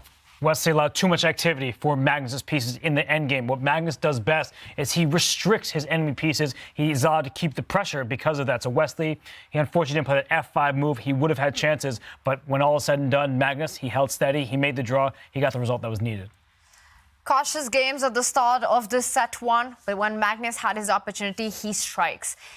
For Wesley, those moments were few, but he missed them, and that was the decisive factor in this set one. Coming up, there is a big one, and what do you think Wesley needs to take away from everything that's happened today and switch up for tomorrow? Well, it's what Magnus said. I think that Wesley was apprehensive. Even in a moment where he had a good position, he had some pressure, he didn't actually push forward. He held himself back. And Wesley, he's a very accurate player, one of the most accurate players of all time. He rarely loses, but then he rarely plays Magnus Carlsen on this stage with $200,000 first place prize up for grabs. And Wesley's played fantastic chess this entire Champions Chess Tour final, and he has to find that same courage going into day two, right after this set one. Kaya is right now with Wesley. Let's head over to Toronto. He is standing here thinking, Wesley, so this day one in the finals definitely didn't go the way you wanted, I guess. Wesley, how are you right now? Yeah, I think my play was okay. I mean, I was just wondering if I had any real chances at all to save the third game or to win the fourth game, but I couldn't find any. I think I think my play was relatively okay. I shouldn't really have lost the third game. I was kind of panicked, didn't realize that the end game posed any threat. Like, I underestimated his G5 business. It should still be a draw, but I should have just grabbed that pawn, like HG, FG, FG. And then I'm sure, like after rook e5, then I probably play some b4. And I'm sure it's a draw. But yeah, the way I played is really dangerous. I think it was still a draw in the end with his rook on e5, king d7, king f4. But yeah, practically was very difficult with seconds on the clock. Definitely. We did have Magnus here after that game three. He said that he felt it was a psychological win. Do you think he was able to get inside your head a little bit today and that was the problem for you? Well, it's been in my head for many years. Actually, it's getting better. So, I'm getting better in that regard. But it did, I have to say also, I was looking at you in game four. It seemed that you were still thinking about game three. It seemed that you were a little down, that you were maybe completely in that game four. No, Is that correct? No, not really. It's just, I'm used to it. It's just, you don't really want to lose a white game in such a short match. That was really crucial. So, I've come back from defeats many times in the past. So I'm used to it. Wasn't really thinking what went wrong. It is what it is. But yeah, it's kind of inexcusable to lose a white game in a short match. Now, also I was wondering what opening to play against 1e4. But yeah, as long as I have chances, I'll keep playing. Everyone knows Magnus is a better player. I think if I was playing somebody else on game 4, I think I might have gotten good winning chances because the position was quite tricky. And with the bishop pair, I could play on. Maybe queen g4 was a mistake. Because after knight ft4, I thought I could take knight d4, queen g4, knight f3, king g2, knight e5, but he has bishop e4, which is very fortunate actually. If he doesn't have that, then he's probably just losing. So it was pretty close. I think general my play was quite okay today, but my time management and also during time scrambles, Magnus is just much better. So I have to keep an eye on that.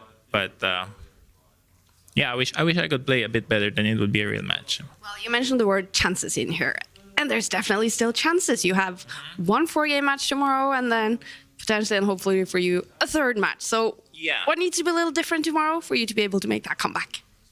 Well, I tried tweeting today. It didn't really work. So no tweets tomorrow. Maybe no tweets today and tomorrow as punishment. We'll see if there are any replies. But so I didn't tweet the other day, and then I lost Nodirbek. I tweeted today and lost. So maybe let's try no tweet. But I'm not really superstitious or anything. I just try to keep the same routine every day and what works. I'm very pleased also, by the way, with the collaboration of Chess.com and the Champions Chess Tour to bring two different people together.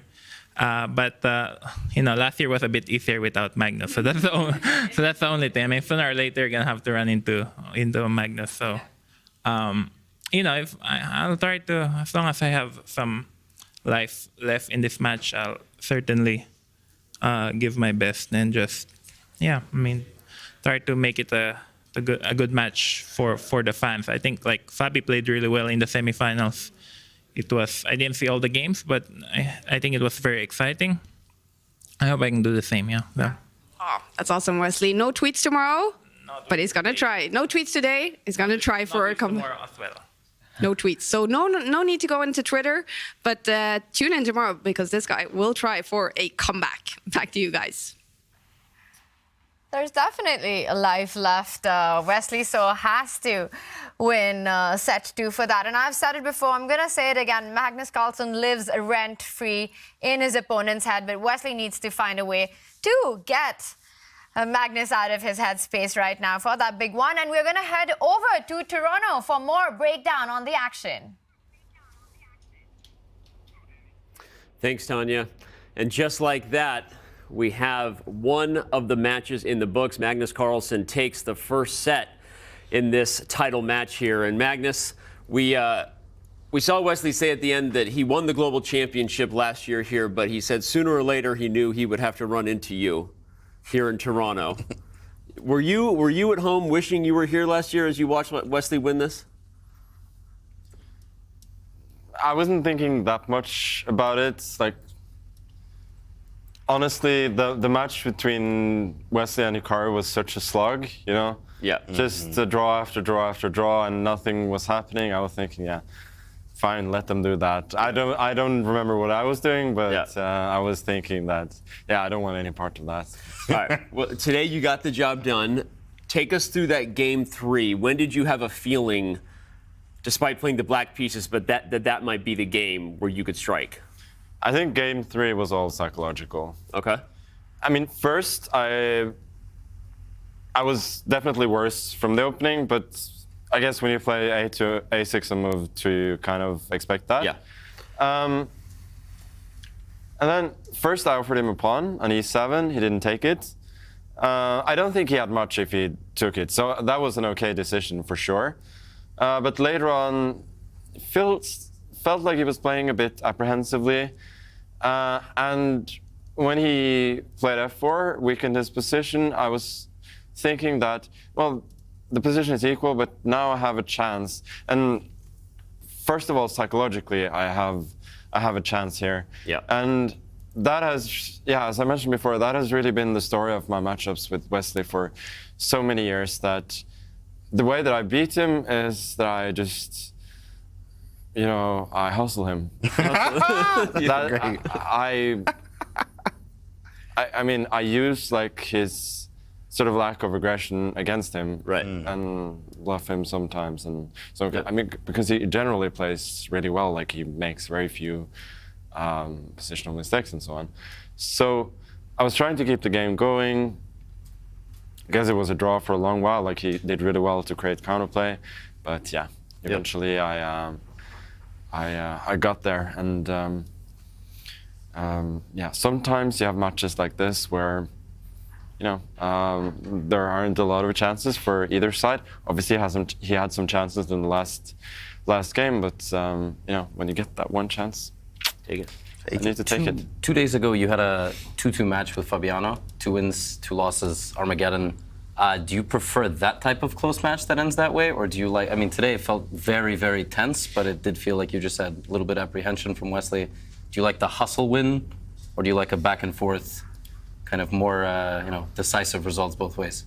No, I kind of prefer the kind of match that I had today, except that, I mean, I would have wished there to be more of a progression, like I put pressure, and then I break through, more than nothing happens and suddenly I get a chance and break through. But I mean, it does feel really good to win on a day where I really felt like I took my only my only chance. In fact, it seems like you have a lot of energy today, like the game. Even it seemed like you were really in form today. Did you do anything the last 24 hours to contribute to today?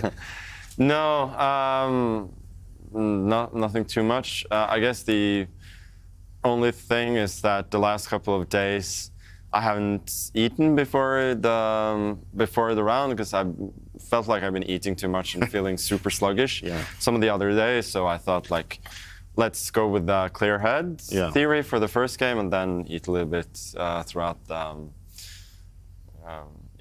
matches. Very smart. It's great. Hearing your thoughts is awesome. We actually wanted to throw some stats at you while we had you here and show you what your performance is looking like on paper. I guess these stats are interesting. You could say that. 98.1%, 96.43%. Your thoughts on how well you played today when you see it on paper? I think, as I talked about earlier, it says something about the complexity of the games. Yeah. And especially game 2, like, I couldn't have made any mistakes even if I had tried. Yeah. Because there was just nothing going on. But yeah, it felt like the first game was a fairly correct one, and in the third, I felt like I didn't do anything especially wrong. I just took my chances. So yeah, I'm not surprised that the accuracy is. I was going to say, I mean, jokes aside, obviously made an interesting stats joke, but I really wanted to show that. Yeah, I mean, it's not like that joke is overused by now. 100%, but I did it because I wanted to ask you specifically, like, what is it about Wesley? You two guys just, we've seen matches won where someone is 95 and someone's 85, right? This was a game, several games where you guys are just really grinding each other. I guess, like you said, you had one chance and you took it, and you expect more chess like that tomorrow versus Wesley. Yeah, it goes with both strengths of the players and also style. You could see that Nodirbek just drags Wesley into fights where both players make mistakes, like crazy time trouble and everything. And it is true that my games with Wesley seem to be, for all like my talk about hustling, like my definition of hustling and others might be different. Mine just means, taking some slight risks. Playing Wesley so many times, having so many games with Wesley, of course, here, is there any separate preparation or something different for a match like this? It comes to openings, you said you kind of like figured it out a little bit too as well. Is it what goes into that? No, I think you sort of take it game by game. Because I was thinking about it before the game, like what's the first moves to play with White especially. Right. And I've tried everything against him, like in the past, and it's I think you just have to take it game by game. Just to jump in on that, the second game you played black, he obviously didn't play b3. I said when the show started that I thought Wesley would open the match with d4, because if he opened the match with e4, you would play the Sicilian. Do you think if he started the match with e4, you would have played c5, a6? Like, were you ready for a6 Sicilian right off the bat, or is that something you have to kind of, it's not like a game 3 opening? Is there such a thing as a game 1 versus a game 3 opening? Yeah, that's a great question. No, actually, I think it makes more sense to play it in game 1, since your opponent may not be ready for a surprise at that point. But I don't think that would have made a difference. Well, work to perfection today. We wish you the best of luck tomorrow, whatever you're going to do this evening to stay ready. So we'll see how tough a nut Wesley proves to crack, if we get a long day or if you take it in 2. Either way, good luck. Thank you. All right, see you then. There he is. That was the man, Magnus Carlsen, who took down Wesley So in the first game of our title match, the first set, if you will, of our title match. It was 4 games in total, and Magnus won by a final score of 2.5, 1.5, as you can see there. And I think, again, like a lot of people say and feel, Levy summarized it in our pregame show, you kind of expect Magnus to do things like this, even if there's a part of you that is rooting for it to go the other way. You want Wesley to have that extra, whatever, pep in his step that maybe pushes it a little longer. Maybe he'll have it tomorrow and pushes longer, guys. But today it was all Magnus, and right now it's all fan zone. We're going to check in with Kaya, because right after the post-game interview, she hustled over, and there you are in the fan zone, and the fans are still live. They definitely are, Danny. I just had to go check out this place after hearing you guys talking about it, and it's so cool. Like walking in here, you walk past grandmasters, you walk past the chess fans standing together with them. The atmosphere here is just so cool. Hey, can we get some love for chess? All right, yep. I mean, this is just the place to be in Toronto today. It is so cool to be here. I wish for everyone at home that you would be able to join us here tomorrow. Obviously, that's not possible for most people in the world, but I will say this. Call up all your friends, your family. It's a Saturday tomorrow. Get them together, make some good food, hang out, watch the drama on the final day of the CCT Finals tomorrow, because this is just so much fun. This is awesome. Back to you guys, Danny. Yeah, I know. Thank you, Kaya. I agree. Great call to action. Put together your own chess viewing party. And get involved on social media. It was a viewing party out there. It was so nerve-wracking. You sweat through your suit. You had to change clothes apparently. Yeah. I had to go upstairs, grab the coat to get over there for my break, and then I realized I had sweat through the first blazer, so I wore black because it was a tense match here today. Right. And it was a weird match. Yeah. It was definitely it felt like it was just over all of a sudden. Yeah. It definitely felt a little bit of apprehension from Wesley. Like I was watching that whole third game develop in the bar, and when the Belfast Love Public House, essentially a very nice bar. And I was watching on the screen like, oh wow, Magnus playing a really provocative opening. And then it just kind of was a calm game, and I kind of got the sense like Wesley's got to go at some point, and he went, but with less than 10 seconds on the clock in a rook end game, which is just about the worst time to go versus Magnus, like to step on the gas. So yeah. No, I think actually one thing that I love about these games is that the learning aspect. Like at home, for me, I just feel so good watching these end games because now I'm more comfortable to go to end games because you can see now you're not going to play it like Magnus will, but you're going to feel much better and seeing, oh, I got an end game. Let's try to, be inspired. I'm going to be inspired to lose. I feel like when I look at these end games, I go, well, I would lose that position with either side. Yeah. That's how I feel when I watch these games. But I don't think anybody, I don't think I've ever met anybody in the world who loves chess as much as you. Can I just say that on camera? Thank you, man. Thank you. I love how much you love, and he is a student of the game. If anyone doesn't know James Canty, but seriously, it is nerve-wracking because I feel like I would lose from either side. But I just want to go back to agreeing. Obviously, Magnus said it, not trying to pile on even further, but there was something not so Flexley Serranto today, right? He had the pawn on e7. There were moments where he could have done it. He didn't. Magnus, to use his terminology, hustled his way. Yeah. To our first title match victory. Yeah, I wanted to ask Magnus before he left. There's so many things you want to pick his brain on, like specifically that question. I'm not sure I fully got my point across. I might have rambled, but my question was, we had debated what Wesley's opening move was going to be.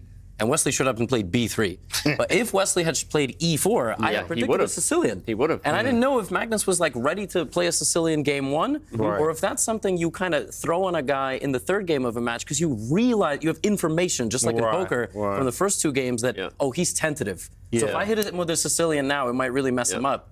That's very nice. But also that last game, it's always fun for me to see Magnus get into an endgame where he's microscopically worse. And Magnus sits down and he's like, oh, yeah? Oh, yeah? Oh, you think you could beat me? You dare use my own spells against me, Potter? And then he just draws it in 10 moves. Because if the colors were reversed, we'd be like, there we go, Magnus is going to work his magic. But it was over. It was just a draw and not much of a fight. So, I said something similar to the only monitor we have in the building that's not on delay as I was watching it. I was like, there he goes, Magnus just taking the life out of any chances Wesley had. But all right, we've had a lot of life here. There's a lot of life ahead. Remember, this is not over. Wesley So has beaten Magnus Carlsen in matches before, not just here, but in Oslo. We're going to talk a little bit more about their full career and rivalry against each other more tomorrow, as we all maybe hope for this thing to go the distance because we love content, we love chess. Maybe everybody besides Magnus Carlsen wants that. So, all right, we got things to do. I think I'm going to head over to the fan zone. I don't know about you guys. I got to get there before it's done. But for the whole crew, Canty, Levy, Kaya, everybody working hard here, everybody working hard in Oslo. Thank you so much. Join us for day 2. It's the title match of the 2023 Champions Chess Tour, and we'll see you then. And it is 1b3. Magnus Carlsen shakes his head. He is surprised. First game ends in a draw. Why is he allowed the black pawn to run? Black's pawn cannot be stopped. Wesley resigns. Magnus Carlsen does Magnus things in the endgame. It is a draw piece on this board, but Magnus takes the set. Set 1 to Magnus Carlsen. Wesley So has to strike back in set.